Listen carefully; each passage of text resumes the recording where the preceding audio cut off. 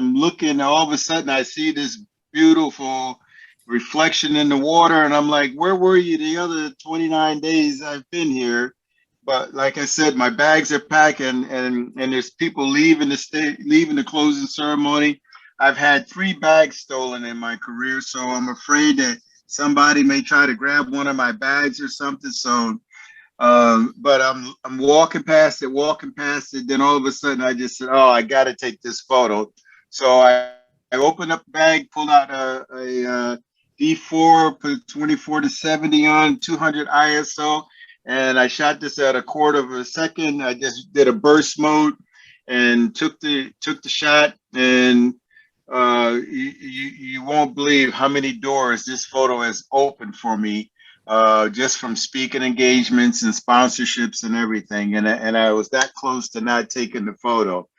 I like to encourage people, when you hear the voice inside tell you to do something, I try to listen to that voice. And 9 out of 9.5 times, that voice is going to tell you give you good advice. The last thing you don't want to do is to say, "Oh, I wish I had done that. Oh, I knew I should have done that." So basically, again, by taking this photo, it has opened up a tremendous amount of doors for me. And one thing about the bird's nest, if you guys saw the Beijing Olympic Games opening and closing ceremony, it's been said to be the best opening and closing ceremony in the history of the Olympics. And one of the nice things about this is that the person who designed the show, he designed his show first, and then he went to the architect and said, "I want you to build a stadium that could do this show." So normally it's the other way around, but it was just fascinating to be able to photograph that. Quick commercial. I'm starting to do photo tours again. We took some time off because of all of the pandemic and all of that stuff, and we're going to be traveling again. So our first trip's going to be in January to Tanzania, and we're doing Cuba, et cetera, et cetera. So if you're interested, shoot me an email. Each trip, I'm limited it to 8 people so that we could keep things nice and comfortable, that I'm able to help, and it's not overcrowded with folks and all that kind of stuff. And basically, for Hey people Ron, who, yes, where are you going in Indochina? About? Hanoi, I'll send you the information, but it's Hanoi, Vietnam. It's a fantastic trip. I have to send you the itinerary. Okay, no But worries. I, Just curious. out of all of the trips I'm doing, that's one of the favorite ones. I've been there 3 times now, and I fell in love with the scooters from there, and also photographing the monks. And then Holland Bay, we did like a train ride at night to go to one of the. It's I will send you the information on it. It's a Okay. fantastic trip, and it's the last one of the year, so Okay. I'm looking forward. Okay. So anyway, for me, real quick, my first experience with photography came on my honeymoon to Bermuda. I had like an Instamatic camera somebody gave me, and every time I took a picture, I shook the camera. So every time I released the shutter, I was shaking the camera. So you know, and when I got all of the photos from Bermuda and they came back all camera shake, I was like really upset and decided I was going to learn how to do photography. So I went out and bought my first camera, which was a Canon AE1, and I would watch television and practice firing the shutter and firing the shutter the proper way. And so, one of the things I like to say is when you make mistakes in photography, it's not the end of the world unless it's on a paid assignment. That could be a problem there. But usually, when you make a mistake, you learn from that mistake, and then that's one thing you never ever do again. So throughout my career, it's like the other day I went out with a 200 to 600 Sigma lens that they were letting me play with. And I went out at the beginning with a monopod on it, and then after a while, I couldn't track the birds good, so I took the monopod and went back to hand holding the thing, you know.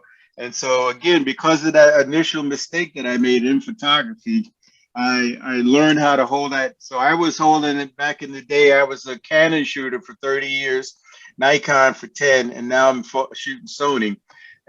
And when I was shooting Canon and started my career in the NFL, I would hand hold a 400-2.8. So if you guys know the weight of a 400-2.8, I was hand holding that thing. So anyway, I was working at General Motors on the assembly line, and one day, and I started doing photography. So on the weekends, I would go different places and shoot. One day, Exxon blew up in Linden, New Jersey. I went out and took some photos of the fire, and I called the local newspaper, and I convinced them that I had photos. It never dawned on me that they would send their staff photographers out to cover an explosion at an oil refinery. And so anyway, they invited me to come in. They didn't use any of my photos from the fire, but they offered me an opportunity to become a freelance photographer for them. So I started freelancing for the Woodbridge News Tribune. I would work at General Motors on the assembly line from 6:30 to 3, Monday through Friday. And then in the evenings and weekend, I would freelance for the News Tribune. One day at the photo desk, the photo editor wanted to assign the staff photographer a giant football game. And the staff photographer didn't want to do the game. And he said, give it to Al Press. Al Press has an AP photos. And so I was at the desk and I said, I'll go shoot the game. And so the photo editor gave me the credentials to go shoot my very first sporting event, which was a giant football game. Okay. And I shot the heck out of that giant football game. I had the interception. I had the fumble. All of the major action in that game, I had photos to document it. Came in, they loved the work, so they offered me the Jet credential and Philadelphia Eagles credential, and that's how I started with sports photography and NFL. And what I would do, the first roll of this is film days for you guys. Film is a little thing you used to put in the back of the camera. So I would shoot a roll of black and white for the News Tribune, and then the next roll I would put a roll of Kodachrome or Ektachrome in the camera, back and forth, black and white color, black and white color. I started taking the color slide film and started submitting them to TV Guide, ABC, CBS, Sporting News, Inside Sports, Sport Magazine, USA Today, et cetera, et cetera. And eventually NFL took me on as a traveling photographer. And every week I was listed as a traveling photographer for the NFL. And I would pick 3 games, and whoever had the best Kodachrome weather, we would check the weather on Friday. And whoever had the best Kodachrome weather on Sunday, that's where I would travel to. And those were the days where you could have a flight on like People's Express. Does anybody remember People's Express? Sure do. Okay, well, that's the I flight do where you too, can, very much. Yeah. well, that's where you could actually be paying for the flight while you're actually flying in the air. That's how good that airline. It It's I was. not also like it remember. is I today. also remember People's Court. I'm just kidding. Oh, okay. Right. So anyway, so I did that for 10 years, and then I decided to quit General Motors because they were always threatening to lay me off and all that kind of stuff. And I went into doing sports and corporate photography, and that's where I am today. Uh, Back in those days, we didn't have Google where you could look, or Getty Images where you could look at photos. I just had to study different magazines and basically taught myself how to do photography. And like I said, today I'm doing corporate work. My oldest client, I did 33 years working for Six Flags marketing and PR department. April 15th was my 33rd year doing work for them. So very proud, and it's been a great career. I've traveled around the world. I've worked with some Christian ministries doing photography and camera work.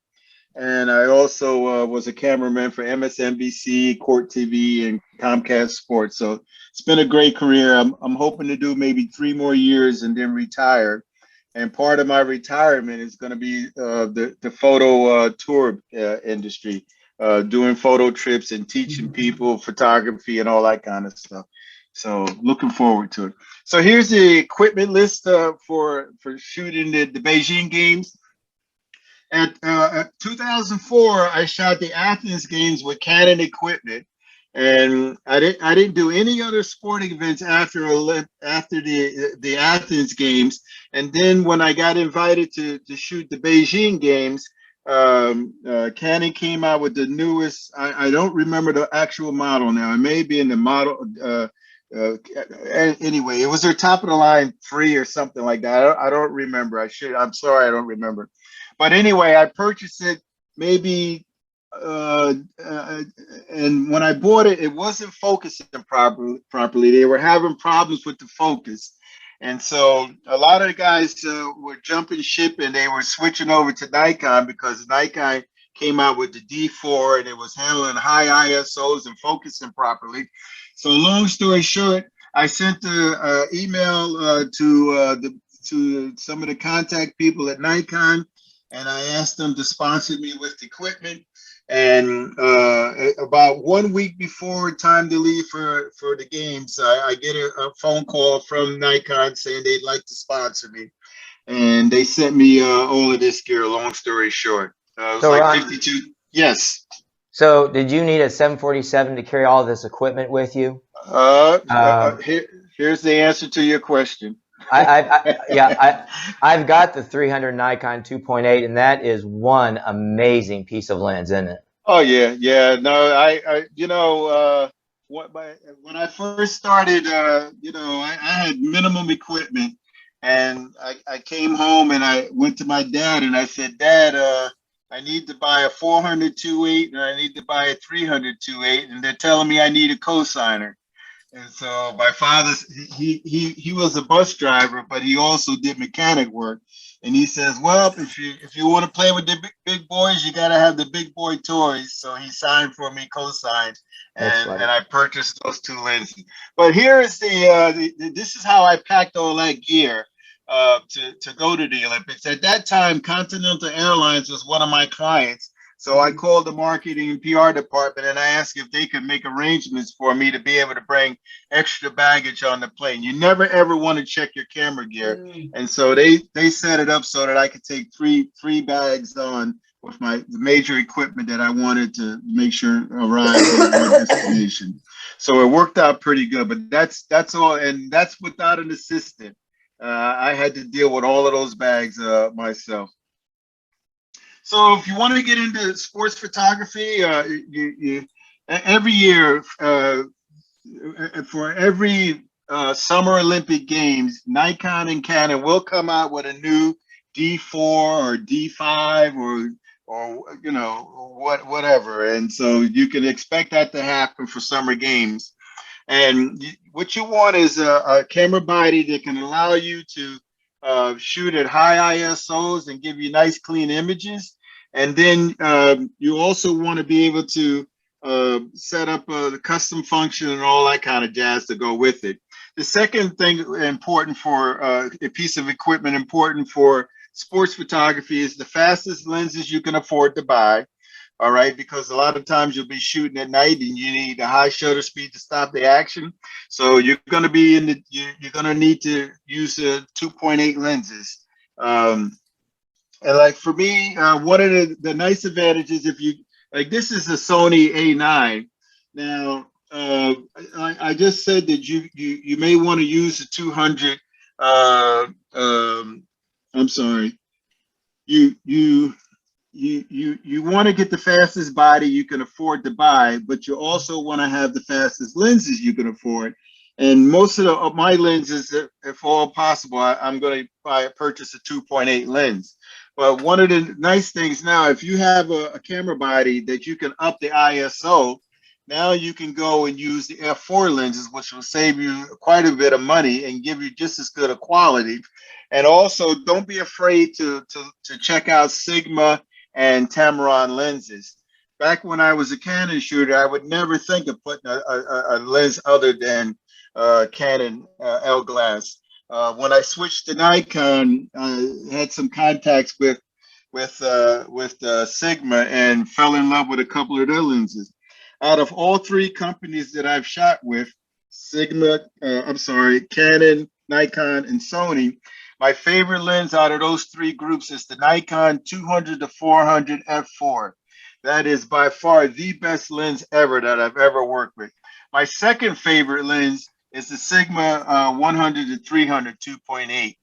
Very nice lens, very nice images. We'll see some of that work later on, some of the image quality. So again, monopod is good to use when you're using these fast lens. I mean these heavy 2.8 lenses. Memory cards. Quick tip on memory cards: two things that I've been told by Lexar and SanDisk that will make a memory card go bad. The first thing is filling up the card all the way to the end. You're just firing away, and all of a sudden you see that notice comes up, card is full. That's one of the things will make a card go bad. So be careful with that. If you see you only have 5 frames left or 10 frames, pop the card out, put a new card in. The second thing that will make a card go bad, according to SanDisk and Lexar, both have told me, is deleting images from your camera. So if you're looking at your photos and you see an image that you don't like and you go to put it in the trash from your camera, that's been known to cause the card to go bad. Has anybody ever had a card go bad? No. Long time ago. Okay, were you deleting or filling your card all the way to the end? I can't remember what was happening, but I know every time I turned the camera on, the camera would turn off and the shutter wouldn't fire. As soon as I changed cards, it was fine. So I determined it was the card was causing problems. Okay, all right. Well, at least that's better than shooting the whole thing and then find out the car is bad, you know? So no, it wouldn't even release the shutter. Okay, so just be careful with those two things. You know, the other thing is I shoot with two camera bodies. I know this is a dual Black Rapid dual straps. I normally, whether I'm doing sports photography or corporate photography or travel photography, I usually have a 24 to 70 on my left and the 70 to 200 on my right. And with this dual strap is how I carry. Now, one of the reasons why I switched to this dual strap, I told you guys in the beginning, I was hand holding a 400 2.8 and a 300 2.8, and eventually I started having pain in my elbow. I went to see a doctor, and he said to me, "You have tennis elbow," and I said, "That's impossible. I've never played around a tennis in my life." And then he asked me, "Well, what do you do?" I says, "Well, I'm a freelance photographer." So he says, "Well, you're probably taking that camera, and when you have the strap around your neck, you're not letting that camera hang on the strap and just hang down. You're probably walking around and holding it when you're walking around." And because of doing that for so many years and the weight of the lenses, it started damaging some of the nerves. And so the way to get away from that, I started using the dual strap. Now I have Black Rapid, but there's other companies out there also. But I've been using them for years. And basically, I slip it in here, and I know you can't see it, but now I can drop the camera, and now I can walk around with my hands free. You know, I'm Ron Wyatt, the photographer, but sometimes I like to pretend I'm Wyatt Earp, the cowboy. And so now I got one gun on this side, and then I got my 24 to 70 gun on my left side. So I'm always quick to be able to get shots or handle the action. All right. So that's basically real quick on equipment for doing sports photography. Now, I wanted to give you some samples of using the Sigma lenses. So I'm going to go real quick. This is some of the football action that I shot with the Sigma. I think I said 100 is 120 to 300 2.8. And so just really fast, I'm just going to show you. So don't be afraid. Now, I haven't really used Tamron lenses, so I can't really vouch for them, but you know, don't be afraid to check out these non-Canon, Nikon, Sony lenses, because some of the stuff is really good and you're going to save yourself some money. Can you comment, Ron? You mentioned that quickly earlier about using the custom functions on the cameras. So can you just briefly discuss how you determine what custom settings you want and the settings? So those shots, you know, the shots are very sharp, but you have to plan for those shots. So I'm sure you didn't just get them by luck. Well, basically, I'm very simple the way I shoot. So for me, One of the main things I do to set my camera up, first thing I do is set up the camera so it will not fire without a card in it, okay? That's what anybody that I receive. I set it up so it will not fire without a card. And the second thing I set up is back button focus. All right. I use this back button to do all of my focusing with. I have to say that 98% of the time, I won't get an out of focus photo Yeah. using back button. So I swear by it. All Hey, right. Ron. And I use it. Yes. Another, just to interject, you already know this, that it's also the best way to do it. Just about everything is back button focus, but also wonderful for wildlife photography as Oh, well. yeah, because you're Yeah. tracking that bird as you're going. And it's the same thing with football. You know, you're on the quarterback, and as soon as he lets that ball go, you follow that ball. That's one of the reasons why I don't like to use a monopod. And actually, this weekend, I went out to shoot some birds with I think it was a 200 to 600 Sigma lens. I was checking them out, you know.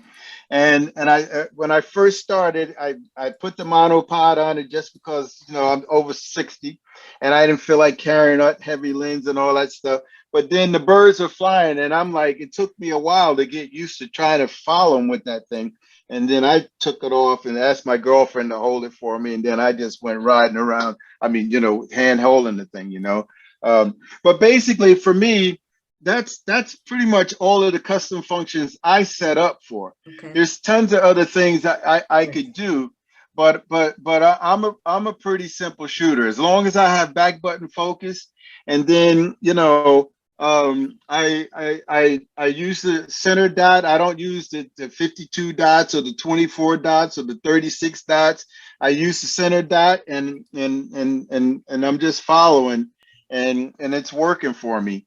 Do you use how often do you use center weighted, which is you know, center weighted exposure? How often do you use that kind of exposure? Just curious. That's an older type of exposure, but 100%. okay, that's what I was thinking. Yeah. Yeah, and see, you know, like with my Sony, I don't have to do any plus or minus compensation, you know. But with Nikon, I used to have to do a third of a stop compensation to get a perfect exposure. So, and I forgot what it was with Canon, but those are the things you want to figure out so that you don't have to worry. And you know, 99% of the time, I'm on shutter priority. I very rarely ever shoot manual, which is sort of like curse word for camera clubs, because a lot of that's a main thing. But for me, you know, especially when I'm doing my trip photography, I like to be ready for anything. And if you're in manual mode and you're inside photographing the meals that you're having for the day, and then all of a sudden you hear an explosion outside, and then you run out the door to take the shots. If you're in manual mode, now you got to figure out the setup, what's the shutter speed, what's the aperture, and you miss the shot.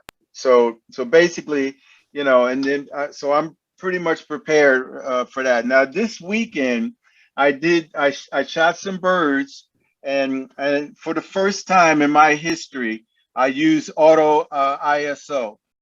Okay. And it was pretty interesting, but then I did notice at one point I was at like 5400 ISO or something like that, and I'm like, whoa, I haven't even looked at the stuff yet. But so I'm not really an auto ISO guy. Usually, like when I was shooting Nikon, I'd probably go up to like 2000 ISO, and I'd be comfortable with that. With the Sonys, I've been doing 2000 to 32. And I did an assignment for Hershey Park where they wanted me to photograph a ride inside, and I couldn't use flash, and I went up to 4500 ISO, and it scared the heck out of me. But the stuff looked really, really good, you know, that high of an ISO. So you get what you pay for. So you want to be a sports photographer. This is a photo of my son.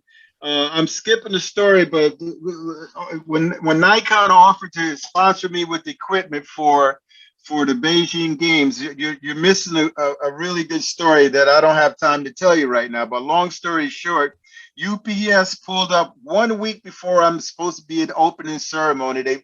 UPS normally pulls on the street. This day they backed in my driveway. They pulled like all the boxes out with the $52,000 worth of camera gear. And the first thing I did was I figured out to shoot the camera without the card in it. Then I set up back button focus. And that Saturday afternoon when UPS, because I tried to tell Kodak that I tried to tell Nikon that I didn't want the equipment because it was 1 week before going to the Olympics, and Nikon is one version of shooting photography and Canon is another version of shooting photography. And to go out and learn a new system to go photograph the Olympic Games is crazy. Anybody agree with me? I So think that sounds right. Yeah. Mm-hmm. one week. So I said, no, thank you. No, thank you. But they insist, oh, you're going to love this D4 and all that stuff. And so Saturday, the 1 week before I'm going to Beijing, the stuff comes. I took the cameras out. I didn't even know how to do the monopod because the monopod hole on a Canon is one way and the monopod on a Nikon is another way. They don't even agree on the little thing that sticks in the screw to screw. And so I went out and handheld the 400-2.8 and the 300-2.8, and this was some photos I took from the baseball game. And after shooting my son's baseball game, I decided, okay, we're going to take a chance and we're going to go shoot the Beijing games. So this is some freelance work. Little League baseball on the side. This is track and field up top and track and field at bottom. You know, when you want to get into photography, you may have to go start at Little League baseball or Pop Warner football. And maybe you might want to go to them and speak to whoever's in charge, like the athletic director or the coach or a PR person, and say, hey, I'm looking to get into sports photography. I need to build up my portfolio. Can I get permission to go shoot your Little League game or your Pop Warner football? And you may have to offer them some photos that they could use to put on Facebook or their social media. But at least you get the credentials and you start building yourself up. This was an assignment for one of my friends that belonged to the church that I was attending. And this is her son. And she asked if I would come out and photograph her son. And it was just a really nice joy. This kid is just enjoying the sport. It's not like today where it's all about the money and all that kind of stuff. And it was just a fun day to actually go out and shoot him and watch him just enjoy doing soccer. Now, for me, I'm getting ready to set up to do baseball workshops with the two baseball teams that we have here in New Jersey. So here's some samples that I'm showing the people who join us on the workshop to let them know what type of photography and photo opportunities they should look for at a game. So real quick, here's some of the samples of what, you know, if you go out and do a minor league, here's some of the samples of the photos you can get. And again, I'm going so fast, so just shoot me an email. I'll be happy to send you a PDF so you can look at them a little close. Now we're into game action. Okay, this is from the second base side. And we were looking to do horse racing, but the track that I was trying to hook up with, someone had an accident. A camera shutter, or a couple of camera shutters went off, and it freaked the horse and threw the horse, and actually the person passed away. And so they're kind of like not wanting us to really be out there with the cameras and stuff. So. But fortunately for me, I got to spend a day at the racetrack, and here are some samples of a day at horse track. This is a shot where the first shot on the left, I saw him real quick, and I photographed this one with the 70-200, and I liked the reflection that was in his glasses. And then I walked over to him and asked for permission to get a tighter shot. And the second shot is with the 24-70. Some more of the action from the horse racing.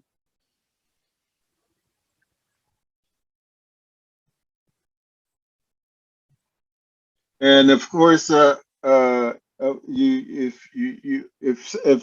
Monmouth Park gives you the opportunity to photograph for them, or Budweiser or Coke, if there's any signage, you always want to try to show the action along with that company's signage, and you'll be their hero if you come back with that type of photos.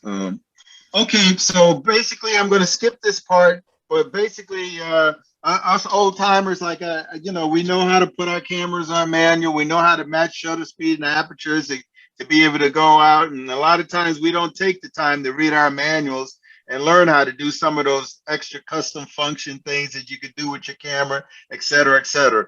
So what I recommend photographers to do is to take your camera manual into the bathroom, and every time you go into the bathroom, you spend some quality time in the bathroom. Instead of looking at the walls and everything, pull out that camera manual and learn one new thing about your camera that you just purchased. And what's so cool? Well, you like to read Reader's Digest in the bathroom. I had to say that. Well, okay, now you got problems, you know. But it's like, but today you can also bring your iPod in, you know, or your iPad into the bathroom, because you could Google something and watch a video on how to set up your camera for back button focus, et cetera, et cetera. Learn your meter system, learn your focusing system. Like I said before, I'm really into the back button focus. If somebody's there and wants to learn more about it, shoot me an email. I'll be happy to explain it a little further. But I highly recommend it. I don't know any sports photographers or newspaper photographers who who doesn't set up their cameras for back button focus. Now, just to show you that I practice what I preach, here's my bathroom. Okay. Okay. As you can see, laptop. I have a Bose speaker in there. They got my iPod on the left, and my XM radios in the back over there. Okay, and you know, you can spend some good quality time in the bathroom. Can I move in? Okay. I have a question about the metering of just it's probably amateurish, but I use back button, or think I am. I have a Canon, but when I go to lock in the metering, it seems to cancel out the focus. I don't. Okay. I'm doing something wrong. All right. Well, here's what you're doing wrong. I'm gonna assume there's two steps to setting up back button focus on most cameras. First, you have to program with the custom function the button to focus, and then you have to deprogram the shutter release from focusing. And so a lot of times people forget to deprogram the shutter release. So once you have the focus, as soon as you hit the shutter release, if you didn't disengage the focus from the shutter release, then it's going to override your back button focus and focus again. All right. And then as far as metering, you know, I you know, at one point I used to, you know, figure out where medium gray or something that I wanted to have proper exposure. I would hold the button halfway down and then lock in the exposure, then fire away. But what I recommend, especially if you're doing travel with me, if you're on a trip with me and I hear you going like Indochina and you're going click, click, click, the first couple of days I'm going to get on you about that. I'm going to say, hey, why are you just doing clicks? You always want to be. Okay. So initially, when you release the shutter, that first frame may not be.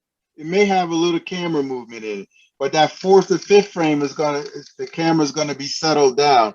And now, if you're shooting the Eiffel Tower or you know, anything, the first frame may be soft, but one of those 5 to 10 frames is going to be sharp, and you're going to want to pick the one. You don't want to go to Tanzania with me in January and photograph an animal, and you only looking at 1 frame or 2 frames, and then you get back home and you say, oh my God, I didn't get the shot. And so I hope that makes sense. You always want to be laying on that, because you know, it doesn't cost you anything anymore to have that. So here's my Sony setup.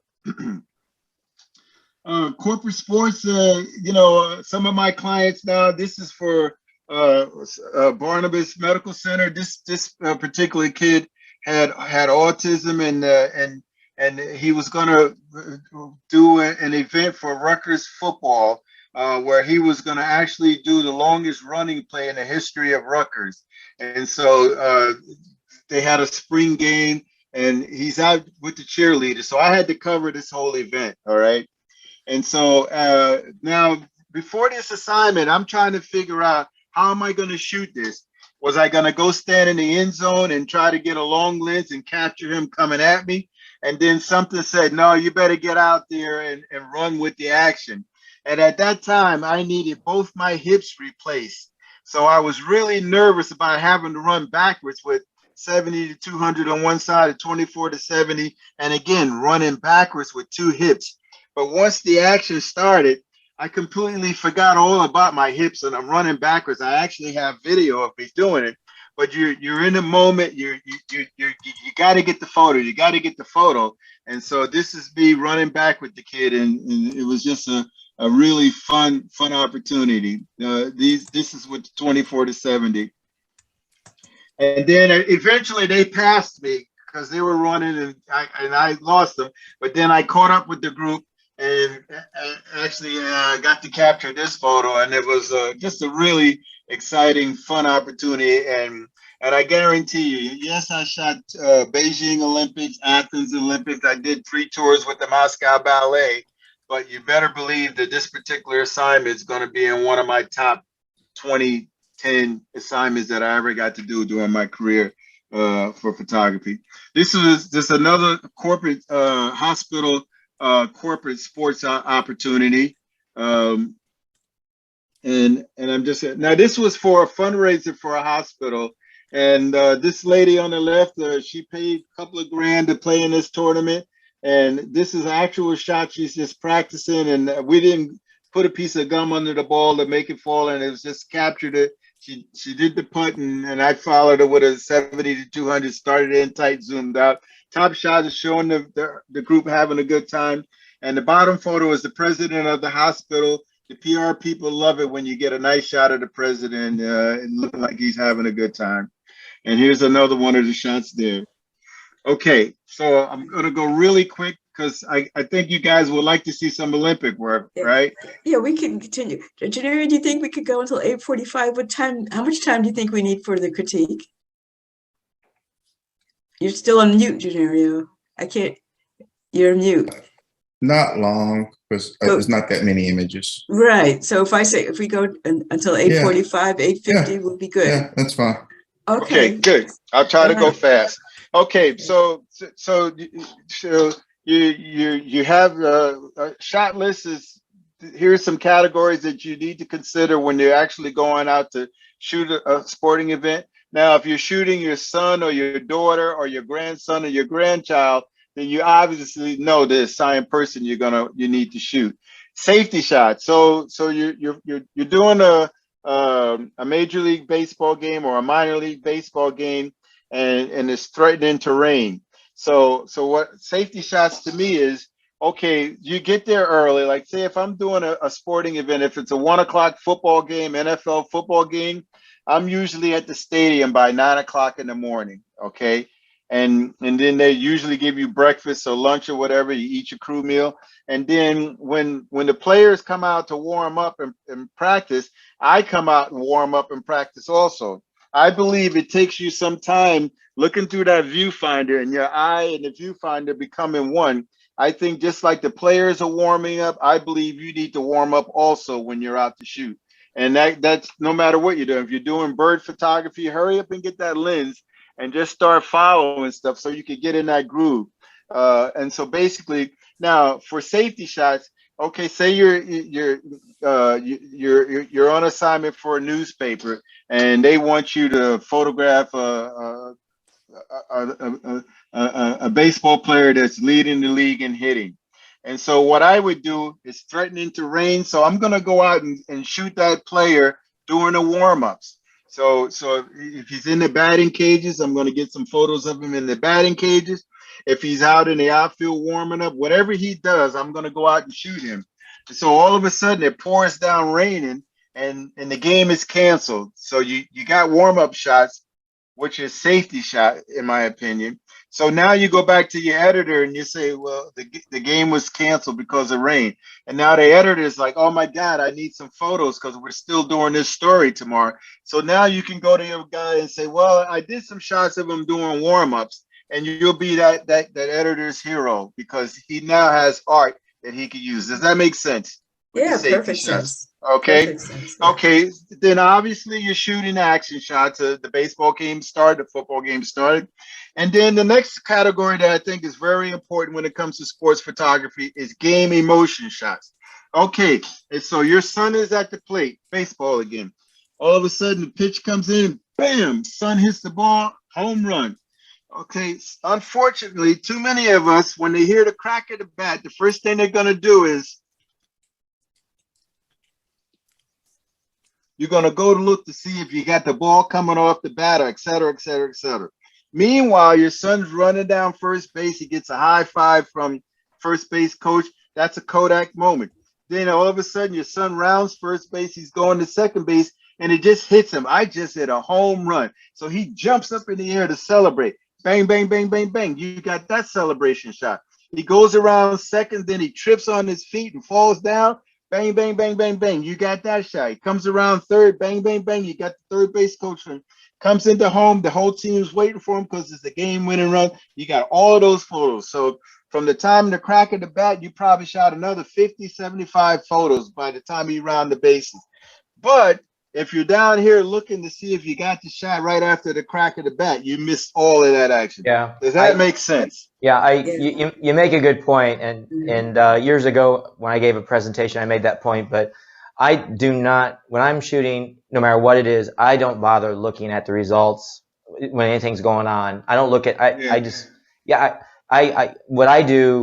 What I do is I eye that histogram inside the camera, if you can see it, and that gives me an idea where the exposure is. So I don't spend my time staring at all my pictures trying to make sure it's right. I just kind of know it's going to be right. You're right. I've seen people stare at their viewfinder and they miss a bird flying over that's a great shot that's close even on a wildlife trip, and they're sitting there staring at it. But I don't look at that stuff like you do. No, and that's what when I first started doing sports photography, I would be standing next to a Sports Illustrated photographer, and then I'd get the issue a couple of days later, and I'm looking at his work, and I'm like, oh my God, how did he get that shot?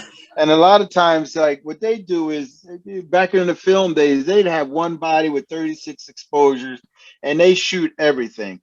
For me, I was paying for that Kodachrome, Ektachrome, so I'm going to be very selective. I wasn't doing da-da-da-da-da I was doing click, click, because I had to pay for all of that stuff. And a lot of times, SI would catch that behind the scenes action. And a lot of times those photos are better than the actual action. So, okay, stadium and fan shots. Now here's the game of motion, another version of the game of motion shot. Celebration. This photo on the left is the agony of defeat and the thrill of victory. Thrill of victory on the right and somewhat agony of defeat on the left. I'm gonna go a little quicker because I like to get to the Olympics. So this is celebration. She just won her event and she's doing the run around with the her country's flag. This is celebration. He just made a nice return and was happy. He didn't say, Ron, on three, I'm going to give you a good shot here. I just happened to be, this is with the 7200, and I'm shooting tennis. All of a sudden, he runs up and hits, and he made the return. I don't know the terminology for tennis. And I just happened to be right there, and that's Nadal from Spain. Yeah. And so, just being at the right place in the right time. Okay, now here's one of my favorite emotion shots because this gentleman was actually the referee and he just gave her the pin and she's so excited she jumps on the referee. Now that's inappropriate technically, but and he knows it, but he's kind of caught in a weird situation there. And then here she is with her gold medal. And you can see she's worked her life to get to that point, and there's the emotion of that shot. And then here's the emotion with the fencing at the top there. Football, my favorite sport is football. You know, I would love to be able to shoot some more. It's hard to get credentials now and all that kind of stuff. But this was with the 70 to 200 in the end zone. Philadelphia Eagles.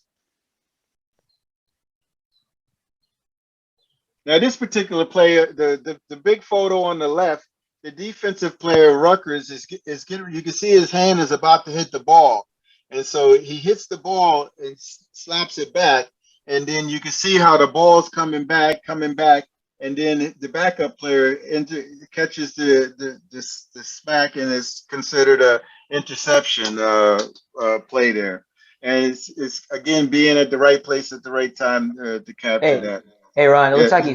like he should get a penalty. He's holding the player with his left hand in that previous shot, right there. Isn't that illegal? On which The left picture. The left picture. He's Yeah. holding his arm. You're not supposed to do that. Isn't that right? No, not when they both have the hand. The ball is in contact, so you can't do that before the ball gets there. But the ball's Right. there. So that's close. It's legal. But It's if he'd have grabbed the guy before the ball is there, yes, Right. it would be a penalty. But no, that's not a penalty now. Okay. Yeah, that's close. And that's a split second. Okay, so to catch that, you know, I'm and as a matter of fact, as many times as I showed this photo, I've never had anybody see that before. You know, you're supposed to focus on the hand and the ball, man, not that other stuff going on. Okay, so anyway, here's more football action, and let's see where we're going. Okay, so here's the Beijing Summer Olympic Games. So we already talked about this particular photo. So 1 week before the opening ceremony, I get the new equipment. I didn't have too many opportunities to be in the bathroom to learn how to do the Nikon system. All right, but we got the basics in. Okay, so this was the shot that. I had liked the colors. Now, when I shot Athens, I had a slight battle plan, but for Beijing, I had another battle plan. I said I want to have as many photos as possible with the Beijing logo in, or Beijing 2008, or the Olympic rings, and as many photos as possible. And for this particular shot, I started down on the ground, but I was shooting up. So I just kept going in the stands and kept going up to different levels to get to this point. And then to make this photo work, you had to have two divers that were in sync. And so this is part of the you know, getting the location, proper exposure, proper timing, and two divers in sync to capture that photo. This is the day before opening ceremony. I thought it was pretty interesting that they hadn't cut the grass yet, and I did this particular photo. Here's opening ceremony.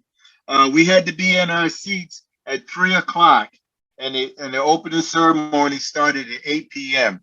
So you had to be in your location by 3 o'clock, and it's not like going to Mercedes-Benz Stadium or something like that where you could go grab a hot dog and a soda.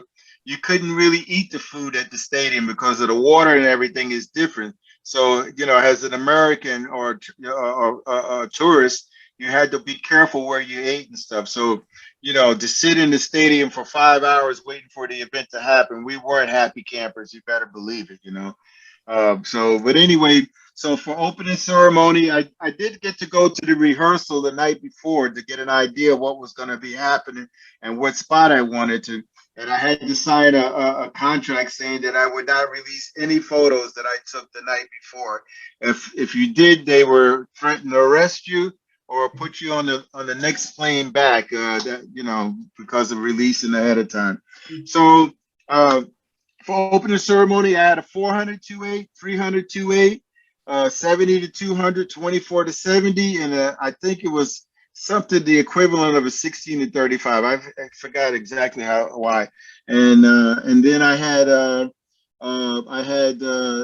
3 bodies and 1 film camera because I was hired by Kodak to shoot the games. And in the beginning, I think it was the anniversary of Triax or something, so they did want me to shoot some film, and then eventually they just said, go ahead and just do all digital. So here's opening ceremony. And this is 1 week with the new camera, 1 week with the new Nikon equipment, okay? And you could go on my website and look at this stuff a little, slower pace. Now, when I was photographing this, I didn't know that was people on the bottom there. I couldn't see that from the eye, but here's the detail. And I'm going to tell you, when I got back to my room, I had to have photos to Kodak by 5 a.m. So I got back to my room probably around 1 or 2 in the morning, and I'm editing, and I'm looking at this stuff. So I'm 1 week. So I know how to set up back button focus. I know how to set it up with the card. I figured out how to do plus and minuses. And now I'm 1 week into a brand new camera system photographing the Beijing Olympic Games. Okay. I think the next biggest assignment is going to be when I get to do the day in the life of Jesus Christ. All right. Okay. And I already know I'm going to be saying, come on, Jesus, work with me, man. Get the head up, lift the head up a little bit. Come on, show me some emotion here, you know? And so I'm so nervous with this because it's, and I'm looking at the photos. I'm on the computer now looking at this stuff. And now if you were, and I'm going, oh my God, that's beautiful. Oh, yes. If you had a glass up to my hotel wall, the last thing you would have thought I was doing was looking at photos from the opening ceremony of the Beijing Games. Okay, but it was just so cool and just nerve wracking to see the results. So again, now here's one shot that normally I would have cropped tighter, but if you look at the shadow. Look at the torch. Tell me what you see at the torch. You can see the flame. I see heat waves. I see heat waves. Yeah. Oh, so I mean, you should have heard the expression when I saw that in a photo. I'm like, oh my God. And I was with the Nikon D4. I was like, whoa, this is some seriously nice stuff, you know. And so this is 70-200 right in front of me. Here's going to light the torch.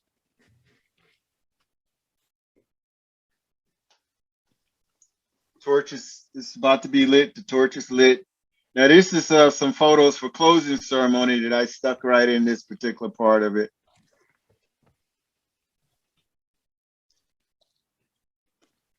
Now before I left, a friend of mine said that a lady from Rangefinder magazine wanted to do a story on you covering the Olympics. And I'm like, oh man, I don't have time for that, because I thought she was going to want me to keep a diary, keep notes and all that stuff. And I didn't want to be bothered with that. But this guy is my mentor. He helps me tremendously, even to this day. And so I said, okay, Andrew, what I need to do? He says, well, just give her a call. So I gave her a call, and she says, congratulations on your assignment for the Olympics. Let's talk when you get back. And I said, that's it? She goes, yeah, have a nice time. So I'm like, yes, that's cool.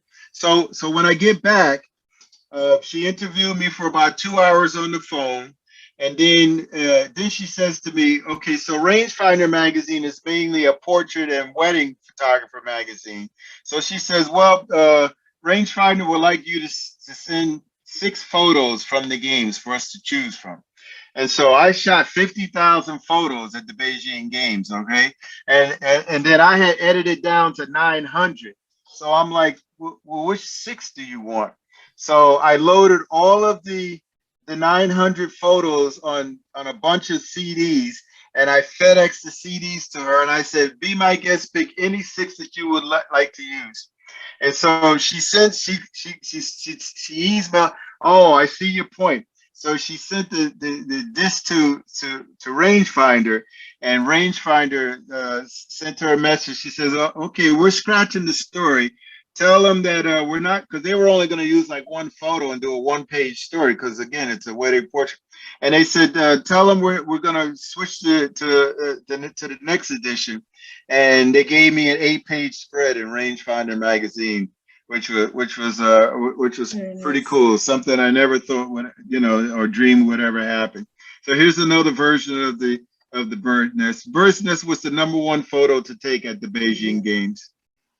I think we have about 10 more minutes, Ron. Heard it's Okay, falling all right. apart now. They did a story on it. It's falling apart. Oh yeah, Um, I was in China maybe 5 years ago, and it's like night and day now. It wasn't even the same, It's falling apart. Yeah. So here's some of my game action now from the games. Now, one of the things that I was very interesting to me is after I shot the opening ceremony with the 400-2.8, the 300-2.8, and right after opening ceremony, I took the 400-2.8, the 300-2.8, I put them in a locker, and I shot the rest of the games with the 200-400 f4.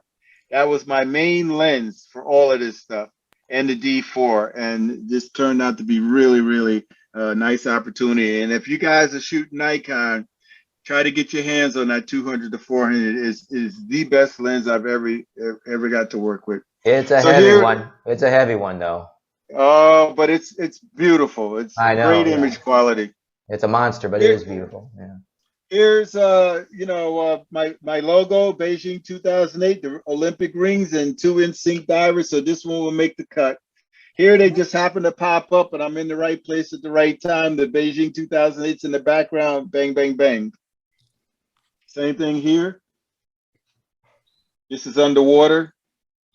This is shot through the portal. Now here's some fencing, not bad action, still not bad action, but look at the reaction shot. It just overwhelms the other 2 shots. So my point is, don't be afraid to use those reaction shots to help tell the story of what you're doing. This was a weightlifting, and I didn't like the backgrounds and everything, and I didn't feel like trying to go up to try to clean up to get rid of some of the distraction. So I just packed up my cameras, got on the bus to go to a different venue. But I thought she was pretty good looking to be lifting weights, so that's why I grabbed that particular shot. I don't know why she's smiling, that one. I wouldn't be smiling with that weight. I mean, the one before that. I can't believe she's smiling. Now this one, this was archery, and this I shot 1,000 frames, and this is the only frame out of 1,000 where I actually have the bow being released or the arrow being released in the shot. And this guy was from Australia, and he actually won the gold medal. This was boxing with the 400-2.8. I went up in the stands and tried to shoot down to clean it up. You can see the gentleman on the floor in the back is a camp photographer. You could be around the ring. But I went up in the stands and to get these shots with the 200-400 f4. Did you ever slap an extender or 1.4 or anything? No. Yeah. I don't. I never liked extenders with the Canon, Nikon, or the. I did take the 2 to 10 when I went to Tanzania in September, and I did take the 2X and it was okay, but then after I read reviews, I still haven't really looked at all of my stuff from Tanzania in September. But I did. I had the Sony 100-400, and then I put the 2X on it to help me with the, So probably for the next Tanzania, I'll probably get the 1X just to go with my 200-600 now. But sometimes you need that. But this is again with the 200-400. Yeah, I'm sorry to interrupt, but see what you think. When I was in Tanzania, I often put the 1.4 on the 300 2.8 Nikon. So it works really well for me.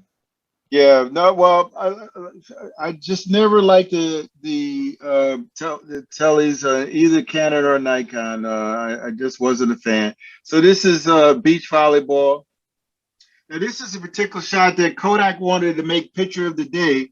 But Getty Images is the official photographers of the Olympics, and they wouldn't allow it to be picture of the day. But Kodak liked it because the ball is in the proper space, and the Beijing 2008 was in, and again they wouldn't allow it to be picture of the day. For 2004, I had opening ceremony picture of the day. There was a tour shot that they used for mine. And what happens for picture of the day? all of the Kodak marquees that they have around the world would be able to have that image going up. So it's pretty cool to have that. Okay, so we're gonna go really quick here. You can go on my website and look again, but remember, I wanted to try to have Beijing 2008 or the rings in as many photos as possible. This is USA won the gold medal for beach volleyball. This is with the 200 to 400 at 400 millimeter. See how it's throwing out the background? Mm-hmm. I didn't really do much track and field because I could do that at home. Now, one of the nice things about shooting in burst mode, the frame before her eye was right on the line, on the netting, okay?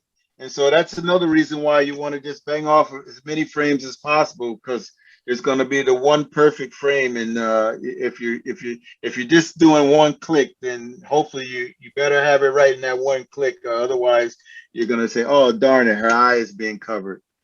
Yeah, that 200 to 400 gives a heck of a bokeh. Just a beautiful milky bokeh when you get it right. Yeah, it really does. Yeah.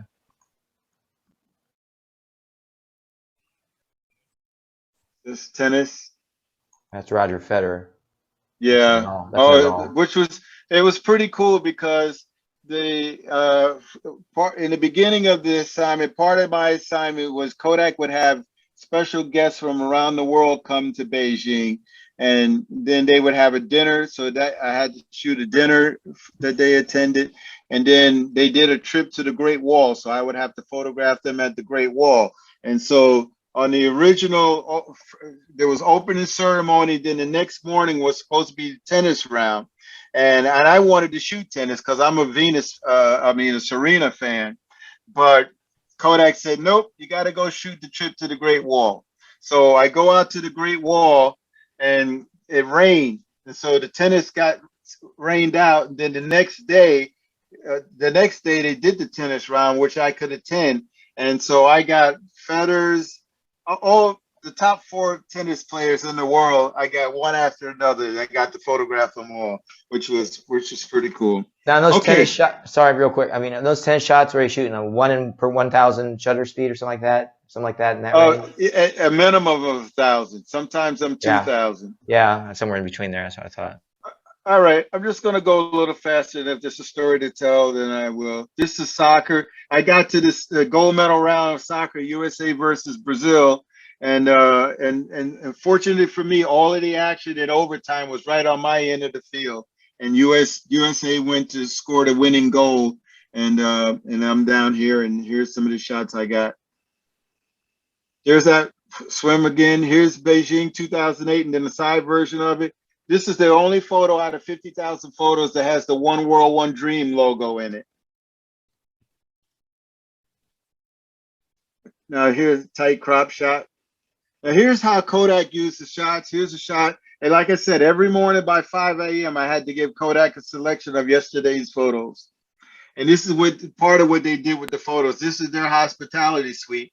And this is where all of the Kodak guests would come to have breakfast and all that stuff and get ready for the day. That's fabulous. I want to show you one picture at the end of this of Kobe. And again, you could go on my website, ronwyattphotos.com. Here's one of my favorite shots here. Beijing 2008. She's looking back. I said, come on, Sean, look back at me. Work with me here. All right. And just happened to be at the right place at the right time for that one. I'm hurting just watching these. Okay, so let me get to this Kobe shot. That's me. This is photos from 2004 that Kodak put in a wall of fame. They had it at the Kodak was the sponsor of the media center. So they had felt. I'm just trying to get to Kobe because I just want to tell you this was the hardest one to get a logo and rings and everything for tennis.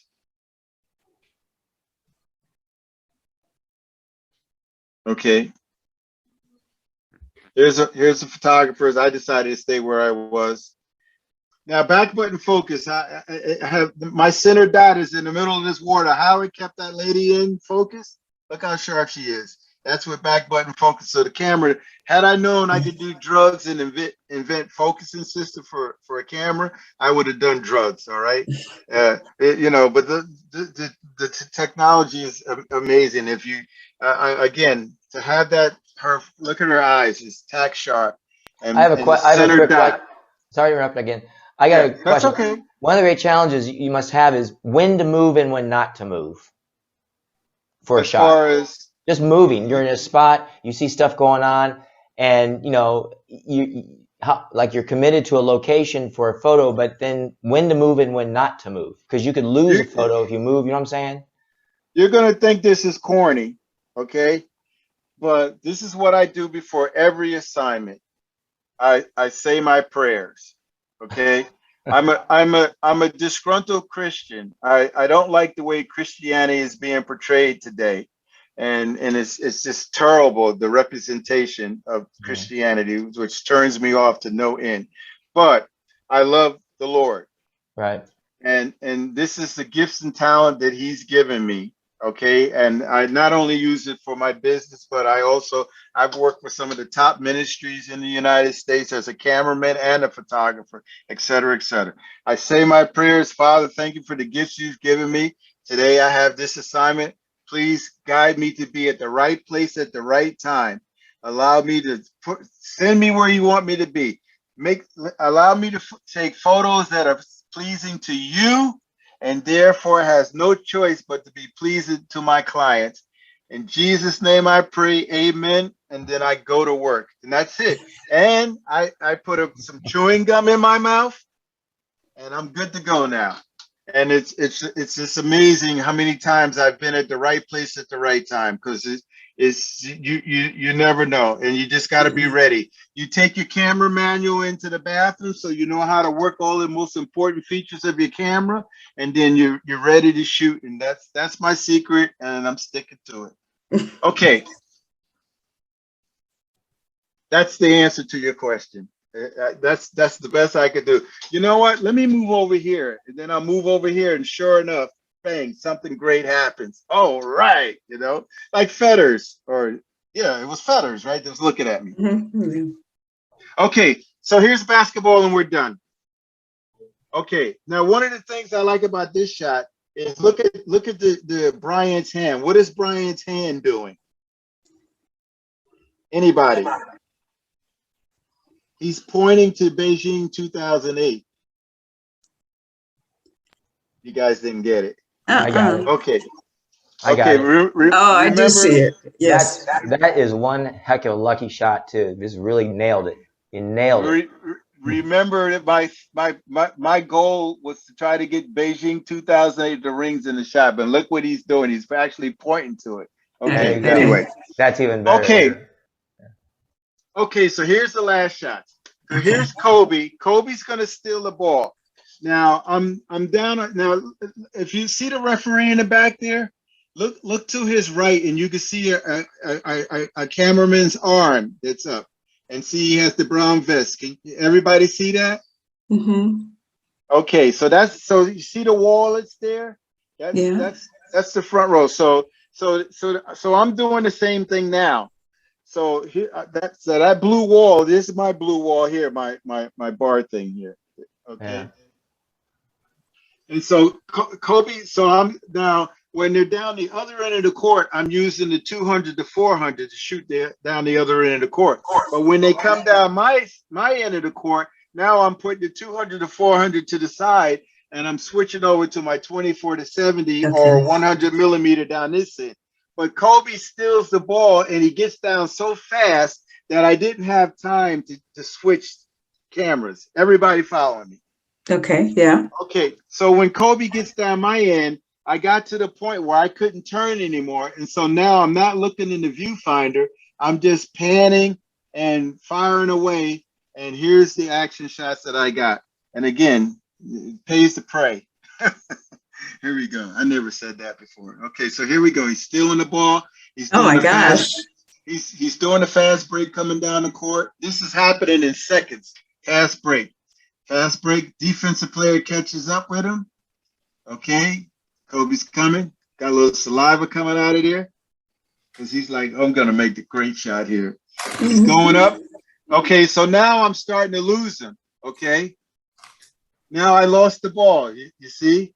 All right, but now I'm technically I'm starting to say, okay, now I can't see what I'm doing, but I'm just gonna tilt up and follow the ball.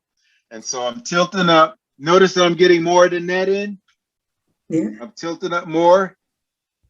Voila. Cool. Voila.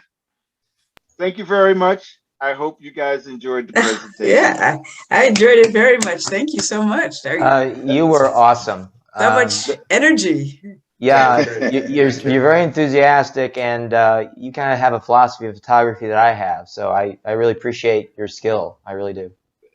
No, well, I enjoy this, and you know, I'm very grateful.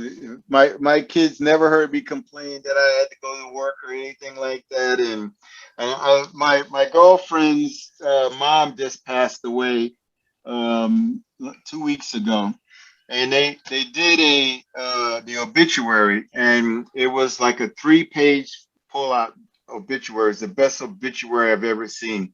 She must have had 50, 75 photos in that obituary. It was like looking at a book. And so I just had the idea what I'm going to do is pick my favorite 50 photos or so, and I'm going to have my kids do my obituary as a handout so that people, you know, can finally see my work, and that'll be what I leave. I've enjoyed the career. It's been fun. The only thing I regret is like I walked away from a pension from General Motors, and so now you know I'm gonna have anyway. But you know I've been to different parts of the world. I got a picture of Halle Berry hugging me. I shot J Lo, Lady Gaga.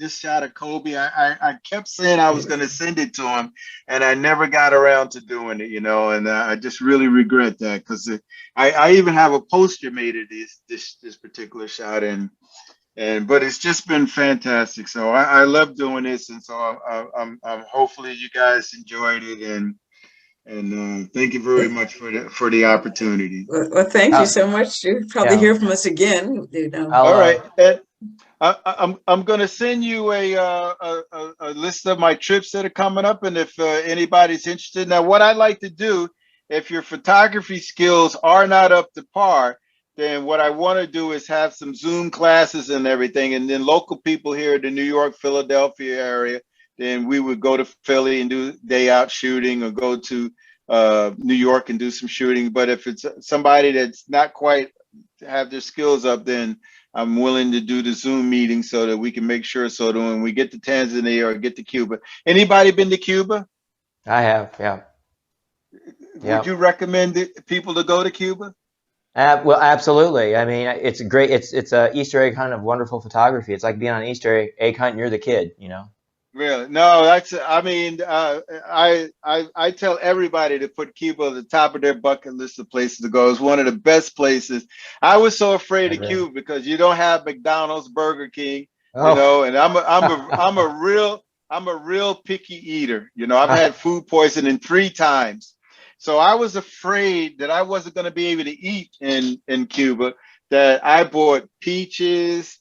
I bought a whole case of, you know, sneaking food in so that I can have stuff to eat, Twinkies, all kinds of stuff. And then one of the ladies that traveled with me, she says, don't worry, Ron, I'm going to take care of you. And she ordered all my food, and it was some of the best food I've ever had. But I tell everybody to put Cuba on the top of your bucket list to travel to. I on the last trip I did, this lady went by herself, and her husband picked her up from the airport, and she called me on the phone, on my cell phone, from the airport heading back to Princeton, and she says, I just told my husband how great the trip was, and he wants us to sign up for the next trip you're going, if you're going back to Cuba. That's how it was. So anyway, that's that. Okay, well, thanks again for allowing me to go almost a half hour over. No, that's good. You're great, and we'll make a point to let everybody that we can know about you and what you do and your trips and so forth. So you know you can get people interested in what you do. All right, and I Thank you. also have a travel presentation, and then I also have a presentation where I did 3 tours with the Moscow Ballet, which is Wow. really, really good. So Wow. if you need an emergency speaker, and I'd be happy to help out. That'd be great. Okay, Okay, that's good You're to awesome. know. all right. Okay, I'm getting ready to go camping now. okay, Take we'll care. enjoy That was that. wonderful. Ron, you're Thank making me you. religious All the right. more you talk. That was fun. Yeah, thanks. All right. Thanks. Nice I'll be in meeting all of you touch. guys. Thank All you right. so Alrighty. much. Thank you. Alrighty. Have a good one. All Bye-bye. right. Good. All right, we're ready. Generio, thank you so much for stepping in to do our moderation. Generio, you need me to share the screen with you, or? No, I guess I share because I just made him unless you want to run the pictures. No, because I figured you run it at your pace. Okay, let me see. It's been a while since I've done a Zoom meeting. Where the devil is? Oh, wow. Okay. You've Where been the really devil is lucky the- then. Yeah, where my company we switched from Zoom to something else. Take your time. Where is it now? Used to be at the top. Now it's not there anymore. That's at the bottom. It's at the bottom now. Well, Record, restriction, Oh, yes, reactions. it's on the very bottom. Yeah. No. A green thing on the bottom. Oh, yeah, I see it now. It's right in front of me. That's all right. Okay. You're losing touch there, Generio. It's been a while. I know. Let's see. I'm gonna see if I can do this full screen. You did it. Yeah, I Gotta can. blow them up when you're there. Can everybody see that? Yeah, Yes. we can just blow them up. And Hold on, let me.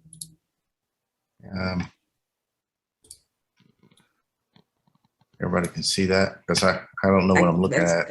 We're looking at your, The moonshot. yeah, yes. No okay. individuals. It's all the group of pictures. Yeah. So We're there's a seeing the bunch of group. pictures. It's He's the got it. thumbnails, Gennaro. We're seeing the Thumbnails, yeah. thumbnails. Well, let's see. Hold on, because I'm not seeing the thumbnails on mine. See them? Hold on. Now, wait, stop sharing. That's okay. Take your time. Let's see. I was going to do this another way. Hold on a second.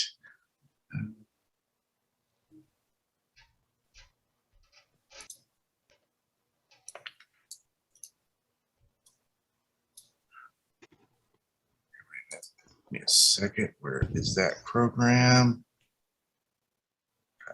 I'm gonna use something I really don't use much anymore.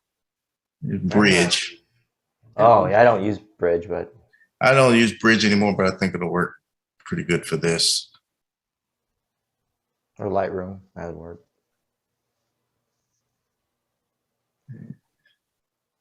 And now it's, come on. Whenever you're ready.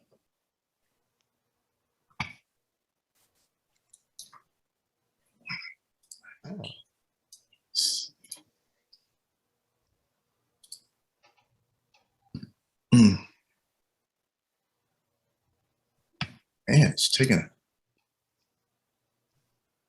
forever to load. That's all right. Uh, It's only 9 o'clock. We're good.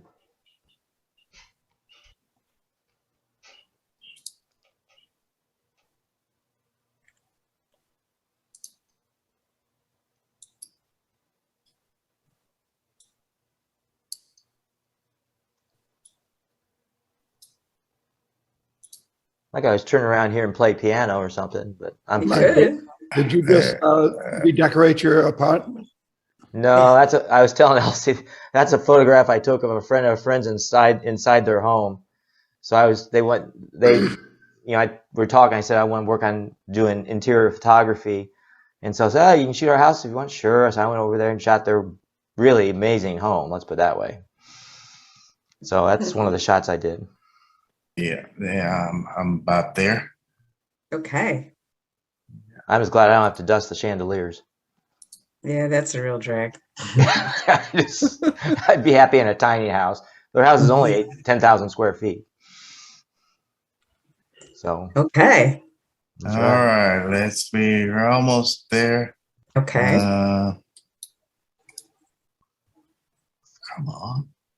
My computer's getting on a little on the old side. Is that right? How old is it? It's a 2015, so it's starting to show its age pretty bad. I just got the brand new MacBook Pro with the M1 chip in it. The laptop. I love it. Happy?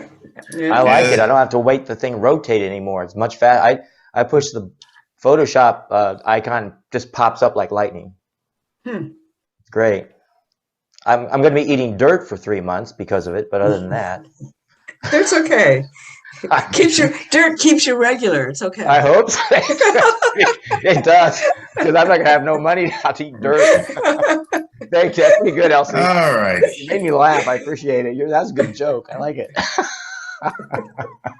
Okay, everybody see that? Oh yeah, real good. It's a horse. It's a hobby horse. Yeah, thank you. Beautiful. Okay, this is a image by Mike Schaefer, and I think Mike, this is probably your best panning shot I've seen of this series that you've done, because you've got quite a few of these shots, but I think this is the best one you've done. Well, I appreciate that. I think what really helped was I recently got the Topaz package. You know, you get Gigabyte and whatever it is, and the Sharp one, and then and so I think that helped. And that's one of those shots you shoot and you're wondering, boy, that came out well after you just process it. And so it's just one of those things. You're right. I agree. I appreciate that, Gennaro. Yeah, the only thing I wish that was there. What's that? Is the fourth leg on the back, on the horse's back leg. Oh, yeah, I didn't even think about that. Yeah, it's completely blurred out. But I'm okay with that. But that would be the cream on top if that one leg wasn't totally blurred. Well, I think a little clarity might pull that out a little bit. I'm very okay with it, principally because I think it adds to the speed of the horse, and actually it's the two left legs that are doing all the work at that particular moment, and the right legs are relatively still and ready to make the next move. I think that front leg right here is the perfect blur to me. Yeah, that's the perfect blur, but probably all four legs aren't going the same speed, so it's impossible to get that. But yeah, to me, this is the perfect blur. But I like the shot. Yeah, it's a pan. It's a pan, and I think what makes the shot work is how sharp she is. Mike, you said you used Topaz sharpen on this. What exactly did you ask it to do? Well, what I did is at first I put it through. I just put it through AI noise. This doesn't have much noise in it anyway, but I put it through AI noise and did minimal noise reduction, and then I turned off all the sharpening, knowing I was going to use Topaz Sharp. You don't want to over sharpen it, right, Jim? Jim knows I have a habit. I can over sharpen stuff. Yeah, Mike's watching out for that now. Yeah, and so then I went into sharpening. I used that without sharpening anywhere else, but I raw processed it before I did anything. Then I went to AI noise, minimal noise reduction. Then I went to AI sharpening, and I didn't sharpen that much. And then I proceeded to go to AI gigapixel to blow it up about twice, maybe 1.2, 1.5, and that's what I got. So there you go. Because that girl looked so sharp. The lariat looks so sharp, and you obviously you're fixated on the girl's face and the lariat, and the horse just adds to that motion, and of course the background does too. Of course. Yeah, I'm guessing that was a pan of I would almost guess it's a pan of 1/15 of a second. Usually when you pan, you start at 1/30 of a second as a start point, then you go maybe 1/60th, and then down to maybe 1/50th, 1/8th, and you just have to. It's trial and error, it really is, and you get better at it, but still it takes some luck. That's for sure. Did you use a tripod, or you were hand holding it? Hand holding it. Yeah, and I did the same technique I used for all the other ones, similar to that you've seen that I've put out there. Yeah, I found that when I do some bird shots, that a tripod in these situations don't work. I've shot bike races, bicycle races, and tripods. Unless you got some lens that's the size of a tank gun, Yeah, you don't use a tripod. Unless you got one of those gimbal tripods, where the gimbal tripod's about the only way you could probably do this, where it's completely free moving in all three axes at the same time. The key element when you do that, as some of you may know, is when you want to put on as fast as shutter speed as you can pull off, and as soon as it gets to be about not 90, about right before 90 degrees, you go da da da da da da, and you want to nail it right when the subject's moving, while you're panning right at 90 degrees relative to the plane, and that's where the sharpness comes in, because you want at least the face or part of it to be sharp and the rest of it to blur and show that motion. So it's fun doing that. Any other comments on this? Anybody else? Go to the next one. And this is another Mike Schaefer creation. I saw this and it's like, what caught my eye was, well, really the tonality. Can't see it, sorry. Oh, you can't see it? No, it's saying you're not sharing screen right now. Oh, what the world's going on now? That's okay. Yeah, just share the screen or go back, because it must when I did something, it must have turned out. Yeah, I've done that. This is I like this one because of the tonality. That's what caught my eye. I'm not seeing it. We're seeing where it should be. It's white and it says ruined all house, but is it too big or something? Too magnified? No, maybe a buffer. That's okay. This is the one thing about I found out about.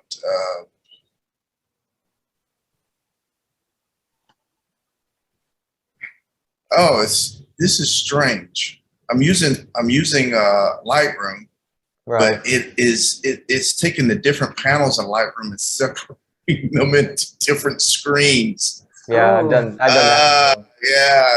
Yeah, that's strange. There you go. I see it. We were good. Okay. You see it now? Yep. Yes. Okay. Yeah, it's taking all the panels. Yeah. It doesn't take the program. It's taking the panels within the program and separating them into separate screens. Yeah, I know what you're talking about. Which is bizarre. They need to fix that. But this is I like the tonality of this. Yeah. I'm going to say this is probably a composite. Yeah, yeah, it is. Yeah, it's a composite. The light rays coming down are nice. But what really caught my eye on this when I started looking at it in detail was all this little detail in the woodwork down here at the front. Yeah. In the foreground of this image. And it's just a nice gradation of tones. It's not, it's very light. The only thing I would say, Mike, I would prop is the end of this bicycle tire. Yeah, I thought about that too. Yeah, other than that, the bicycle tire really doesn't bother me that much. But if somebody wanted to get nitpicky, that's the only thing I would remove from the image. Yeah, funny. I just thought about that today. Yeah, I kind of knew this was a composite because just in the future, this is too smooth. Yeah, it's too smooth. Other than that, that was the giveaway as far as composite. But I like the image. Does anybody else have any other comments? I have a comment. Yeah, the light rays coming in from the hole in the ceiling. It's like some of the ceiling is lighted right here where it shouldn't be. This right there. Yeah. This edge. Edge. Yeah. That just it would add to the perception of reality if that wasn't there. I agree with that 100%. Yes. But I love the image. Yeah, the complementary colors and the textures in the wood and the composition and everything is just fantastic. What did you use to do your light rays with? I don't think that was part of the original image. This was an old farmhouse in north of Fort Wayne, where I also real close to where I took the covered bridge shot, and you know, and so, you know, my cousin knew about that place, and he said, well, you know, we go in there and blah blah blah, and so when you went in, there was a plastic tarp covering the window that you see, and you could barely see the outside of the trees. And then there was a plastic tarp, a thick one, obviously covering the roof. And so what I needed to do is I had to get rid of that plastic tarp. So I went outside and shot the outside, and then I did a composite and got rid of the plastic tarp in Photoshop, got rid of the plastic tarp in the ceiling. And you're right, I'm probably going to go back maybe to the original and redo the ceiling and even shrink the size of the ceiling and smooth it and make it look more like what it looked like, and not. But as for the rays, you could get with the plastic tarp, because of the way that it was going, you could get some light coming through. So I used that as a template to enhance those rays once I got into Photoshop. So I was just enhancing the rays and made them more dramatic than what you would see obviously through a plastic tarp in the ceiling, over the ceiling. I hope that explains it, what I meant. So yeah. So the light from the tarp was strong enough I could use it as a template to guide the proper lighting, so it made sense. Let's put it that way. One other thing, the colors are fabulous, Mike. Yeah, that was a Fuji filter that was in camera, and you use a nice light, real light blue filter, and that was built into the Fuji system in the camera itself. So that's what's great about Fuji. They have a great filter system built in.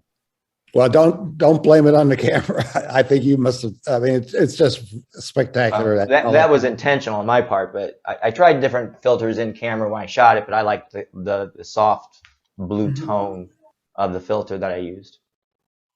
But I'll deal with the ceiling, Jim. You're dead right on that. I think that looks a little bit too cartoonish, and then I agree with getting rid of the thing. So you guys make good suggestions. I think this edge of the ceiling, because I see rebar, so I assume that's a concrete ceiling. Yeah, that looks like rebar. Yeah, as broken up, busted concrete, it usually doesn't shear off that smoothly. Yeah, so add some texture there. Yeah, I was probably going too fast to get it done. So you're probably right. I agree with that, Gennaro. Totally. Yeah. Okay. I'm going to go to some, I think it's Mike's next set is bottles. Can you guys see that? Yeah. Not yet. Nope. No. Okay. Yeah, this thing is done. I'm going to have to do this each time, it seems like. Oh, there you go. We can see it. Now we see it. Oh, it must be a major lag. It's a delay, I guess. Yeah, it's a delay. Yeah. Okay. I saw this, and I wasn't quite sure of my reaction to it. Is anybody else? I think what it is, I'm looking for shadows. I see a shadow here, and a light shadow, but I guess I think I need a little darker shadow to anchor it. That is the detail on this. I love these. Right. But does anybody else have any comments? Yeah, the bottles themselves have a sense of depth, but their background just has a sense of a plane, and so it's disconcerting to the eye. So the background is black, and I think what you're saying is it might have been better if there was like the ukulele shot, if I had a line in there, some sort of sense of three-dimensional depth to it rather than such a flat plane. Yeah.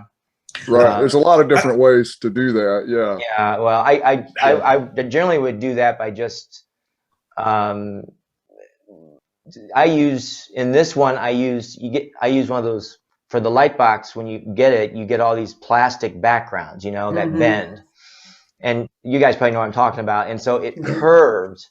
And so that's why it's too flat. I think, Jim, you're right. It should probably be redoing it with black, like black cardboard on the floor and the bottom, so there's more of a plane of depth, like I've done with some other shots. But this was a plastic background. That's probably why it's too smooth.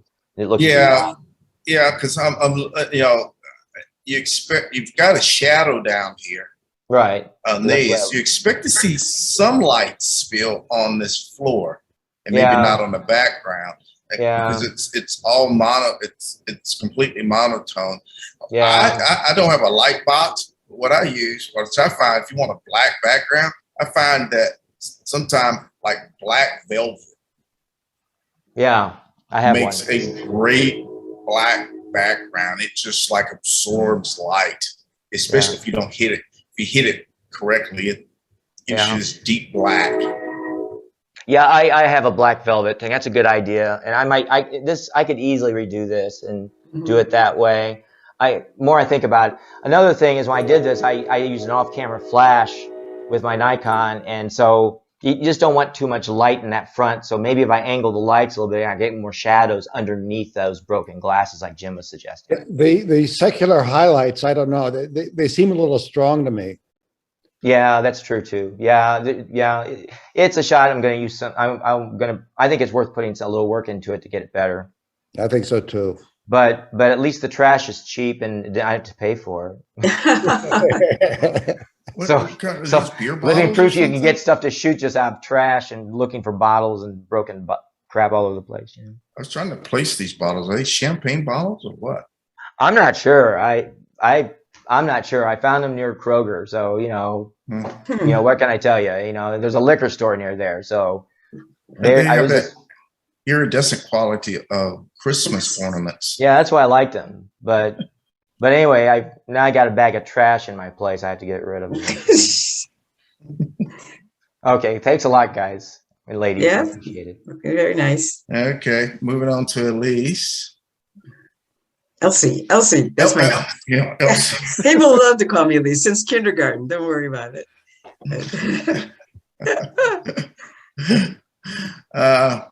My pictures are, excuse me. They're experiment. The Eclipse particularly it's just for feedback. It's experimental, and the other one I would like people's opinion. I like the shot. I don't know what size lens. I don't know what your focal. Well, I could figure out what the focal length is on the Eclipse. We're not seeing it yet. Yeah, it didn't come up. It's taking its time. Oh boy. There you go. So it was this. I think what I have to do when I do that, I have to click on the zoom icon, and then it refreshes. Comes back. Yeah, it refreshes the screen. So I saw this. It's like, man, Lisa's stepping outside of her comfort zone with this shot.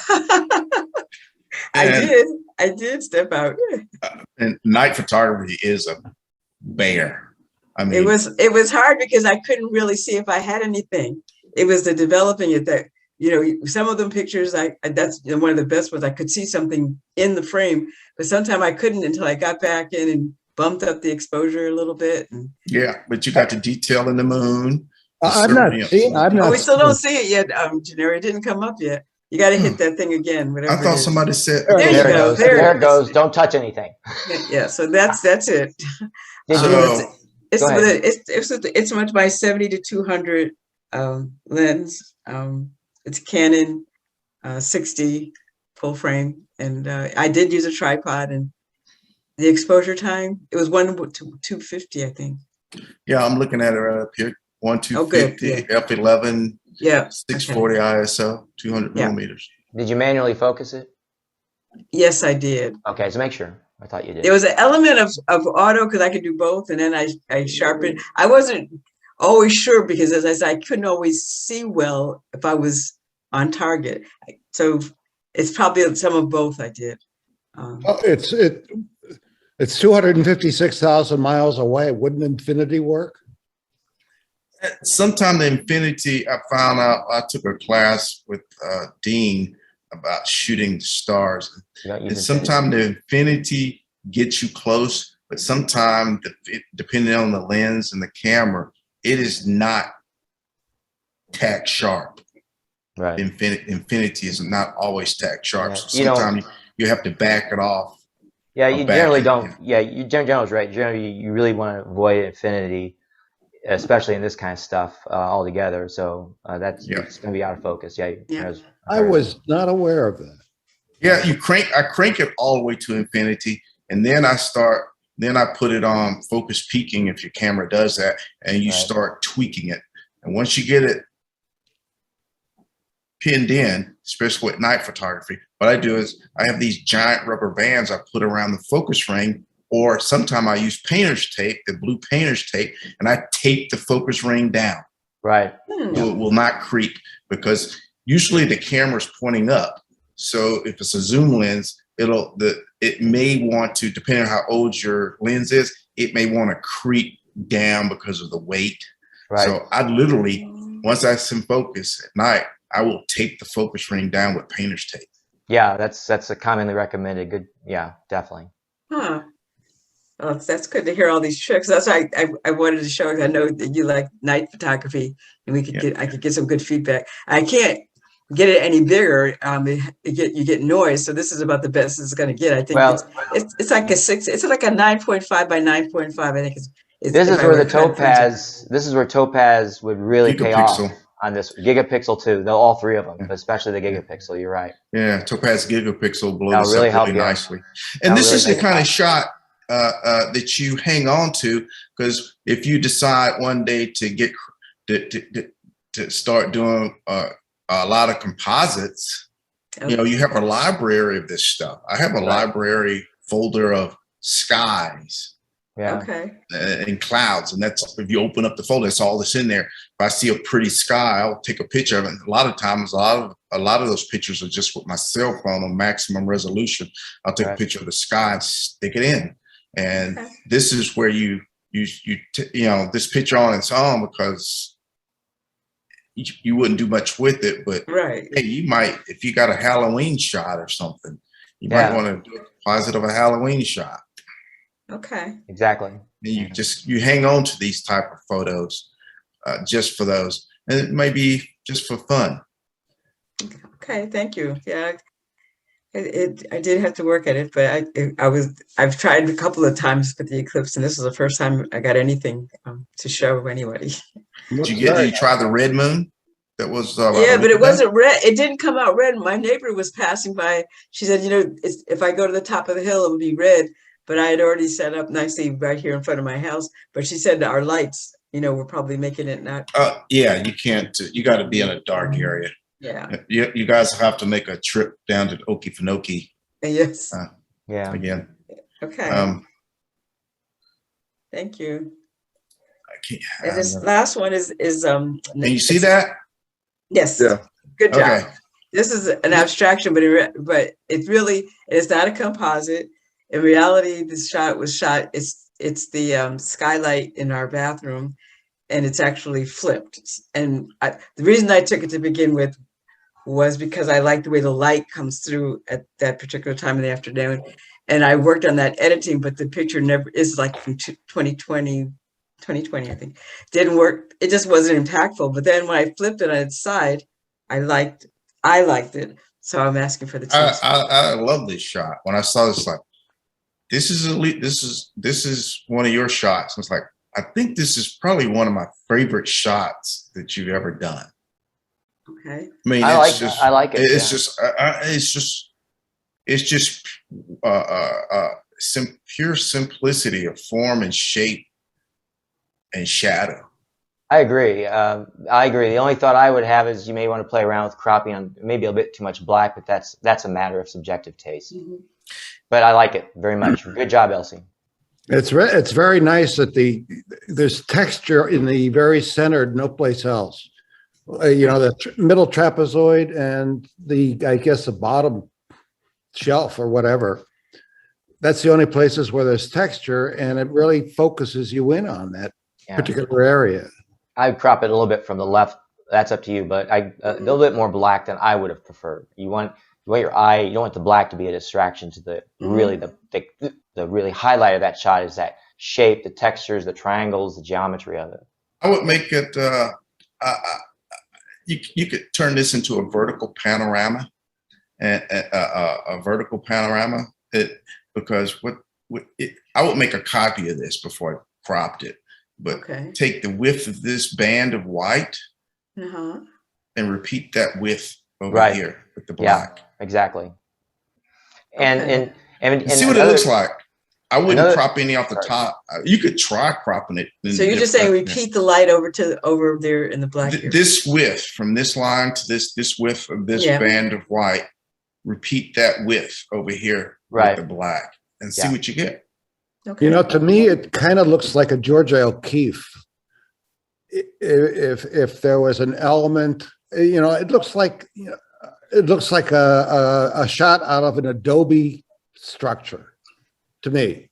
And yeah, that's what I thought it was too. An Adobe structure. If there was, I don't know, Georgia O'Keeffe would have put a flower pot or something. I see what you're saying. Yeah.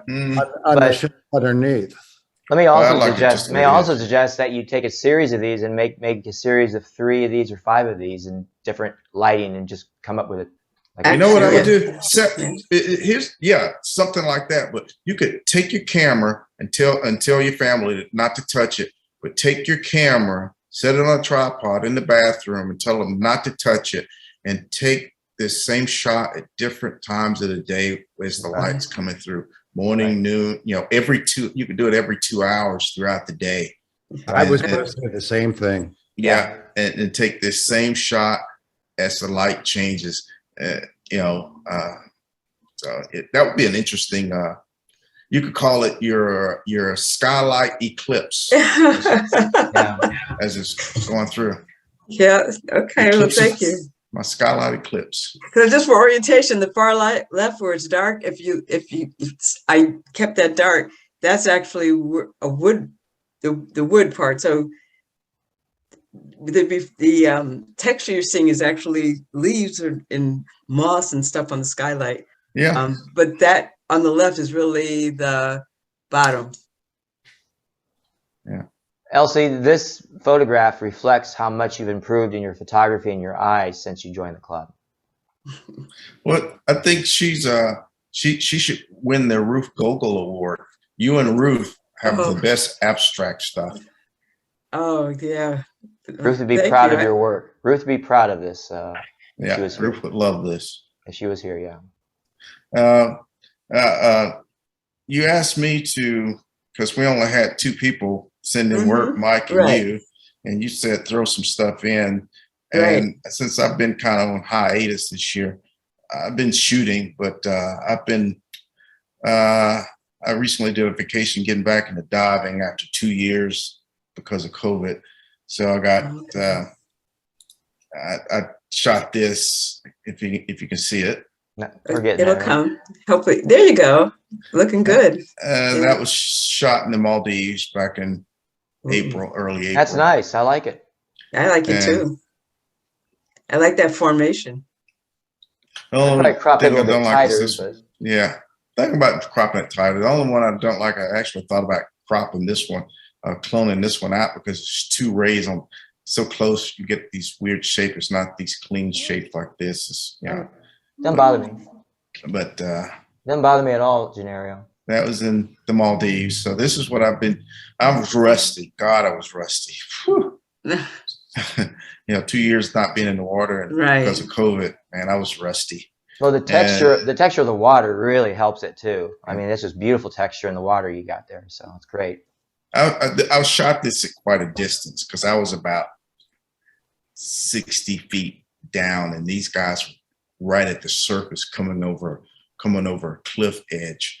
And so I couldn't rush up to get a closer shot. So I just shot what I could. I love it. I like it. I think it's really nice. You just crop it a little bit, play with it, and you got it. I don't get rid of that 5th one. And my view. I call this the we got to get a bigger place. It's 4 moray hills We got One to hole. see it. We got to see it. Yeah, Scenario. it'll Oh. come. It'll come. Oh, what? Oh, There you go. You got to get a bigger place. Oh gosh. Yeah, we got to get a bigger place. or okay, who called this meeting? Yeah, the look in the one on the left, he has that look, just like you said, like he's disgruntled. Something has to change. The only thing that bothers me, this one's just the eyes just a teeny bit out of focus. Yeah, But, it's a little bit. It's a wee bit soft. So You're right. yeah, it's a little bit soft, but like I said, I'm completely out of practice on my underwater shooting. I like the colors. I like that red, whatever that might be. It's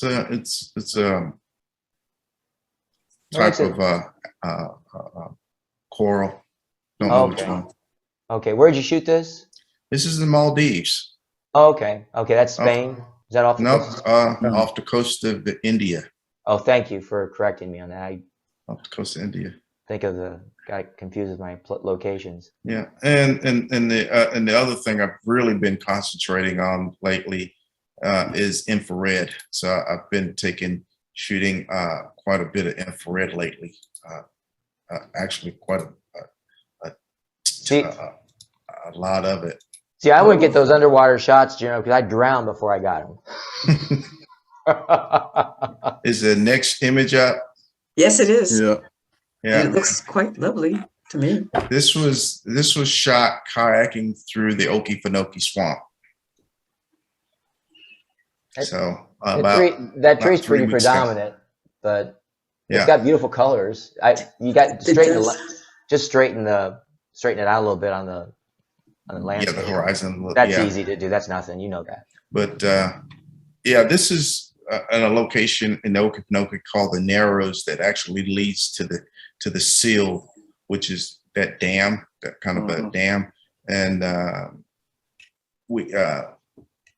it was a group of us, and so this is probably my third time paddling through the Okefenokee.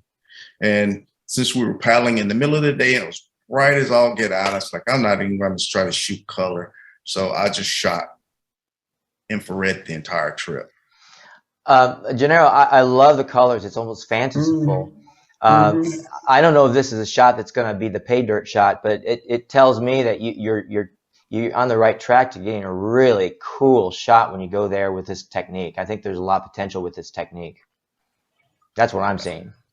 This is, I think it's just really cool. The yellow and the white and the blue, I think it's fabulous. Just, you'll get a great, I don't think that's the shot, but you'll get something really pay dirt with that technique. I don't know if the next shot is up. Yes, it is. It's up. yeah, that's terrific. I love that. I don't like the blue in this one as much as I liked it in the other, but I guess there's a reason for I that. crop the top a bit. That's what I would do. Top, the clouds, the formation is a little busy. Yeah, and then I try to get those the trees to pop a little bit more, to really pop out of the frame just a little bit more. Yeah, that's the only a good thing idea. Just make them pop a little bit more, and maybe bring the exposure up or the highlights up in the trees just a bit, and pull back the rest of it so the trees pop. Yeah. But that's got, again, I mean, you're experimenting, and that's the only way you I've only been shooting this. I just got this camera like last August, and these are the most shots I've done with it. And this is actually a place called Banks Lake, I like that, which is about an hour north of Okefenokee. What camera are you using? This is the Olympus EM1. It's Olympus EM5 Mark II. Oh, okay. I like the reflection that you got of the trees a little bit in the trunks and stuff. Yeah, this is still a work in progress, this one. I need to pull up some highlights, pull up some whites in this a little bit. It's dramatic. I think, again, I just think you've got some really good techniques, and once you get it where you want it to be, you've got a lot of good stuff that you can really get from it. It's really good that you're so adventurous in your photography. That's one thing I've always admired about you. Yeah, all these were shot from a book from kayaking. I shot all this kayaking. And the last one I shot a couple of days ago. Is it up? Yes, it's up.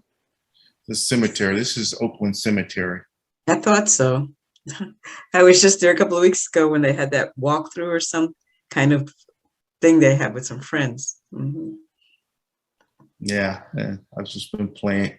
It's just been messing around a lot. Yeah. Like again, the colors are cool. I'm not too thrilled. I'm not too I'm not the one stone. There'd be a lot better with more stones with different shapes and sizes in this frame, and you probably know that. But I like the I think it's the colors that you have, the beautiful pinks and the whites and the subtle pastel colors mixed with the black and white. I think would go really well with maybe more cemetery stones of different heights and shapes that would intermix in that flora and that color. But I think you're on the right track. Yeah, I was thinking if you cropped it a little bit from the right, like up to that first bush on the right, and made it a vertical, that might focus us more in on the stone, and just I think that would be helpful. You lost it again now. Oh, we did. The picture disappeared. Yes. Yeah, it does weird things. I mean, generally, I think all the stuff I've seen that you've done, of course, we miss your work a lot because you're very good at it, but you're just experimenting. You're on the right track of really getting some cool stuff out of your efforts. Yeah. Let's see. Is it back? Yes, it's back. Yeah. It's cropped. I like that. Oh, yeah. There you go. Yeah. Well, I love that white tree on the right side. I just love that, and because that monument, if you can call it that, was a black and white image. It sort of differentiated itself from the pastel colors around it. Yeah. So I didn't mind that, but I love that white tree on the right side. I think that is just spectacular, really. It is. Well, so if we just cropped a little bit less than you did, then I get some white tree in there too. What I see here, you have a cemetery, and if you want to be imaginary, these people are gone, but maybe this is what they're seeing in the other life. So it's almost appropriate you have almost a ethereal, fanciful background amongst a cemetery, because it's kind of like, maybe that's what they're seeing in the afterlife, kind of a different world that they're in that we don't know about. So that's an interesting take, and I like it. The reason I did this, shot this, I saw this because I'm trying to get into the mindset when I'm shooting an IR, seeing things in infrared. Okay, green, depending on what your white balance is, and I've been using green leaves as my white balance. And it makes and you get different shades of green. And I shot this one mainly because it was one stone all by itself. Yeah. It looks like there's a little marker there to the left. There's a little marker to the left. Yeah. But basically, it's just this one stone that dominated this whole corner. Okay. It's lovely, actually. Yeah, the one thing that I see is at the very bottom, if there's stones cut out and there's stones that are included. Right here. Just a tiny little bit more at the bottom. Yeah. Maybe. Yeah, like the corner here. Because it would give you a place to stand. Yeah. I've been thinking about actually cropping up to about here, across here. Getting rid of this little triangle, dark triangle. Yeah, or you could just stretch out the concrete if you want to, whatever works for you. Yeah. You could probably, fake it. Yeah, stretch the concrete down. Yeah. Yeah, stretch that baby and transform it. Yeah. Yeah. So that's good stuff. But that's all I've been doing. Just going out, trying some different stuff. I'll be back. I hope so. We miss your work. Well, thank you so much, January. That was great. But that's all the images we have. I think everybody was getting ready for the holidays. Yeah. No. Yeah, But that worked because Ron, had such a long presentation, which, it was good. So it worked out. Oh, he's great. But another point, Gennaro, one reason I personally miss your work because it influences what I try, and then someone like you are out there trying new things and teaching us about it. It makes everybody else a better photographer because of it. So it's not just you; you link to everybody else in a good way. And so hopefully you'll come out of your hiatus and continue to share your skills with us. Well, he caused me to buy a camera and convert it to infrared. Send him a bill. What? Yeah, I'll send him a bill because, one thing, Gennaro, maybe you can answer the question, but when I look through the viewfinder, it'll show one color scheme, if you will. And when I look at the rear, the monitor, it's a completely different set of colors. I don't know. Well, are you using a mirrorless camera or not? Yeah, mirrorless. Yeah. You should be seeing exactly what you're going to see. It's not. It's weird. I'm not unhappy with it because when it's I totally shoot, unpredictable.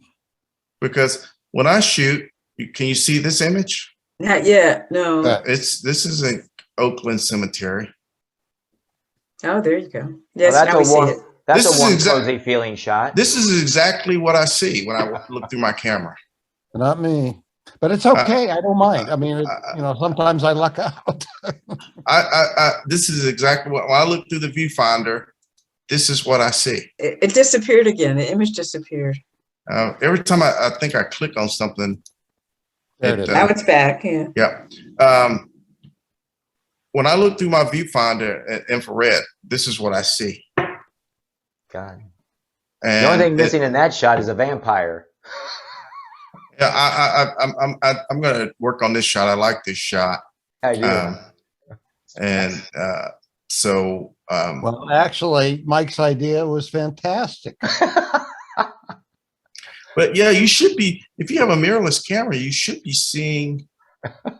This is a 590 nanometer filter on my camera, and that's what 990.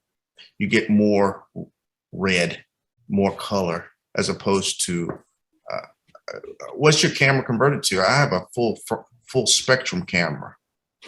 I think mine was full spectrum as well. And by doing a full spectrum, you can put different filters on it, and you can get different things. I mean, different. Yes. You can shoot different, like this. Not yet. Gennaro, you need to go broke and eat dirt for a month and get a new Mac. There you go. It's up now. This was shot with a 720 nanometer filter. I haven't processed this. It's unprocessed here. Oh yeah. Love the reflections. Mm-hmm. That's unprocessed. It actually looks almost like black and white. I wouldn't have automatically thought infrared when I looked at this. Well, the higher the nanometer in the nanometer scale you go, the less and less color you will get. Okay. When you get down to like 500 nanometers or 600, you get color in your image. When you go to like 720, you get very little color. Like this, that is 720 nanometers. Okay. Process. Not a lot of color. Yeah, I can see it in the thing. Yeah, let's see. It's up. Okay. Well, it looked like it was just a black and white tone. Mm-hmm. Yeah. Yes, it did. Yeah, and this is 700. If it's a lily pad, a lily. This is 720 nanometers, and I even have an 850 nanometer filter With 850 nanometers, you get almost no color. Everything is shades of gray, black and white, shades of gray. No Those look color. like Those look like Pac-Man. Two Pac-Man. Yeah. Now that you say it, it does. I didn't see that. Now I can't stop seeing it. Yeah. I knew you liked So, that's kind of, and then how, whatever your exposure is. See, this is 720 now, and you see you get a little color here and here, a little color starting to creep in, but you can change it by how whatever you. This is white because that was I used the green leaf as my white balance. So is your camera just the one you just mentioned a bit back, just strictly for infrared? Is that what it's for? It's strictly for infrared. Okay. Yeah. Okay. Yeah, it's strictly for infrared. And what's the name of it again? It's a Olympus EM5 Mark II. See, Mike, what people do is they convert their digital cameras. Right. Yeah. So it's got a sensor that's an infrared sensor. So you don't, it's once it's done, it's done. Yeah. Well, what they do is they remove the infrared filter from your camera. Right. And then they replace that filter. All digital cameras have an infrared filter on because it improves the focus, the focus and the quality. You can't focus on. I mean, it's hard to focus with a straight film camera. It's almost impossible to focus. Use autofocus on a film camera. You had to manually focus infrared on a film camera. Could I convert a DSLR digital Nikon, for example, like a Nikon 600 to infrared? Yeah. Yeah. What digital? It'd be digital. It'd be a Nikon. Yeah. Yeah. What they do is they go in and they remove all digital cameras have an infrared filter on. Right. And it filters out infrared light. Right. So you just. What they do is they go in and they remove that. Okay. And then you have a choice. You have a choice of having it permanently converted to a certain spectrum of infrared. You can say, I want to make it a 500 nanometer infrared, and that's all it's going to shoot. It's going to shoot that bandwidth of infrared. Infrared has different bandwidths. Right. Yeah. Now with a full spectrum camera, they remove the infrared filter, and I don't think they put a filter on it, replacing it. So it captures the entire range of infrared. And how you control that is by putting a filter on your lens. Right. So I have 3 different filters. Since I have a full spectrum, my camera records the entire bandwidth of infrared. So if I want to shoot, say, things like this, it's not up yet, but that's nice. If I shoot this, that's 500 nanometers filter. But if I want to shoot something differently, I can replace that filter with a different infrared filter and shoot a completely different bandwidth of the infrared spectrum. And that's what you get with a full spectrum camera. But you can have a dedicated camera. You can say, I want this to be a 720 nanometer camera, and that's all you're going to shoot all the time. It's just 720 because that's the filter they replace. They place in place the infrared filter. They put that on place. That's all you're going to shoot. But with a full spectrum camera, you have the choice of, hey, I can buy different filters, infrared filters, and shoot different parts of the spectrum. Right. I kind of like, if I were to get into infrared, I'd like to have those options. Yeah, and go to a company called Life Pixel. That's who did my camera. Oh, They have cameras for sale on there that are already converted. Right. And then they have used cameras on there that basically say, I want that Canon 5D there, and I want you to convert it to this. And if you go there and go to the introduction part, it'll tell you all about infrared shooting.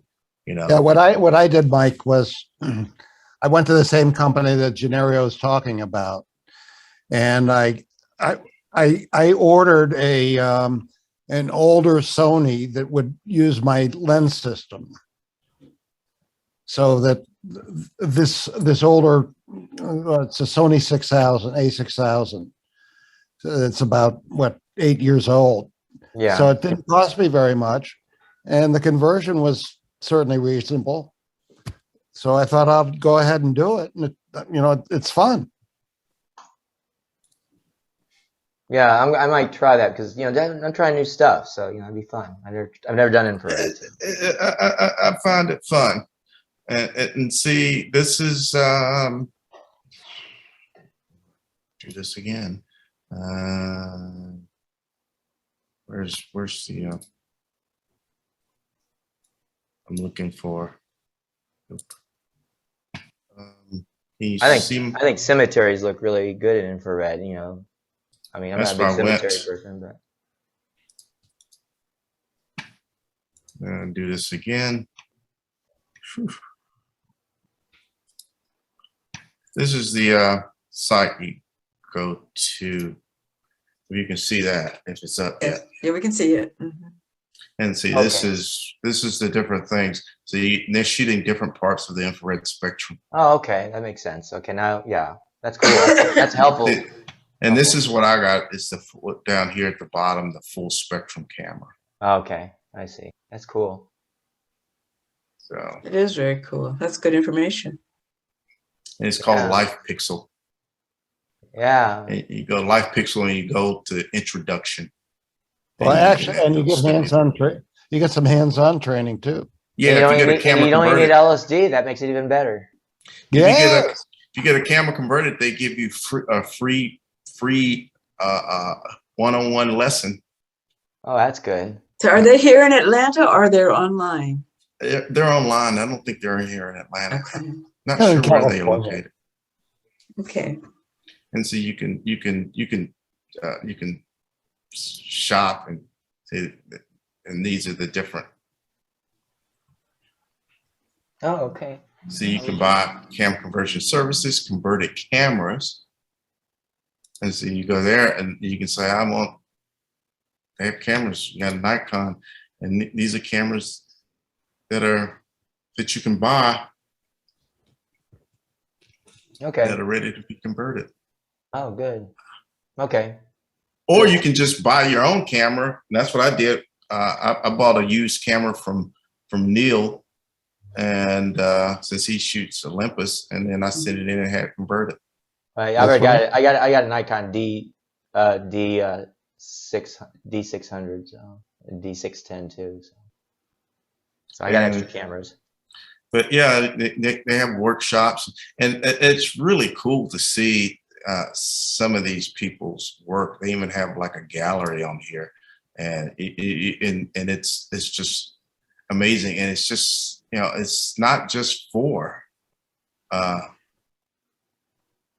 still. There are people doing night photography, which is hard to do because there's not a lot of infrared at night. Right. Yeah. And you got infrared photography gallery, and some of this stuff is just so amazing. And I'm just trying to get to this is one of my favorite artists right here. It's this guy. His stuff is just mind-blowingly phenomenal. And look at that. That's beautiful. Oh, that's beautiful. Yes, it is. His stuff is just mind-blowingly just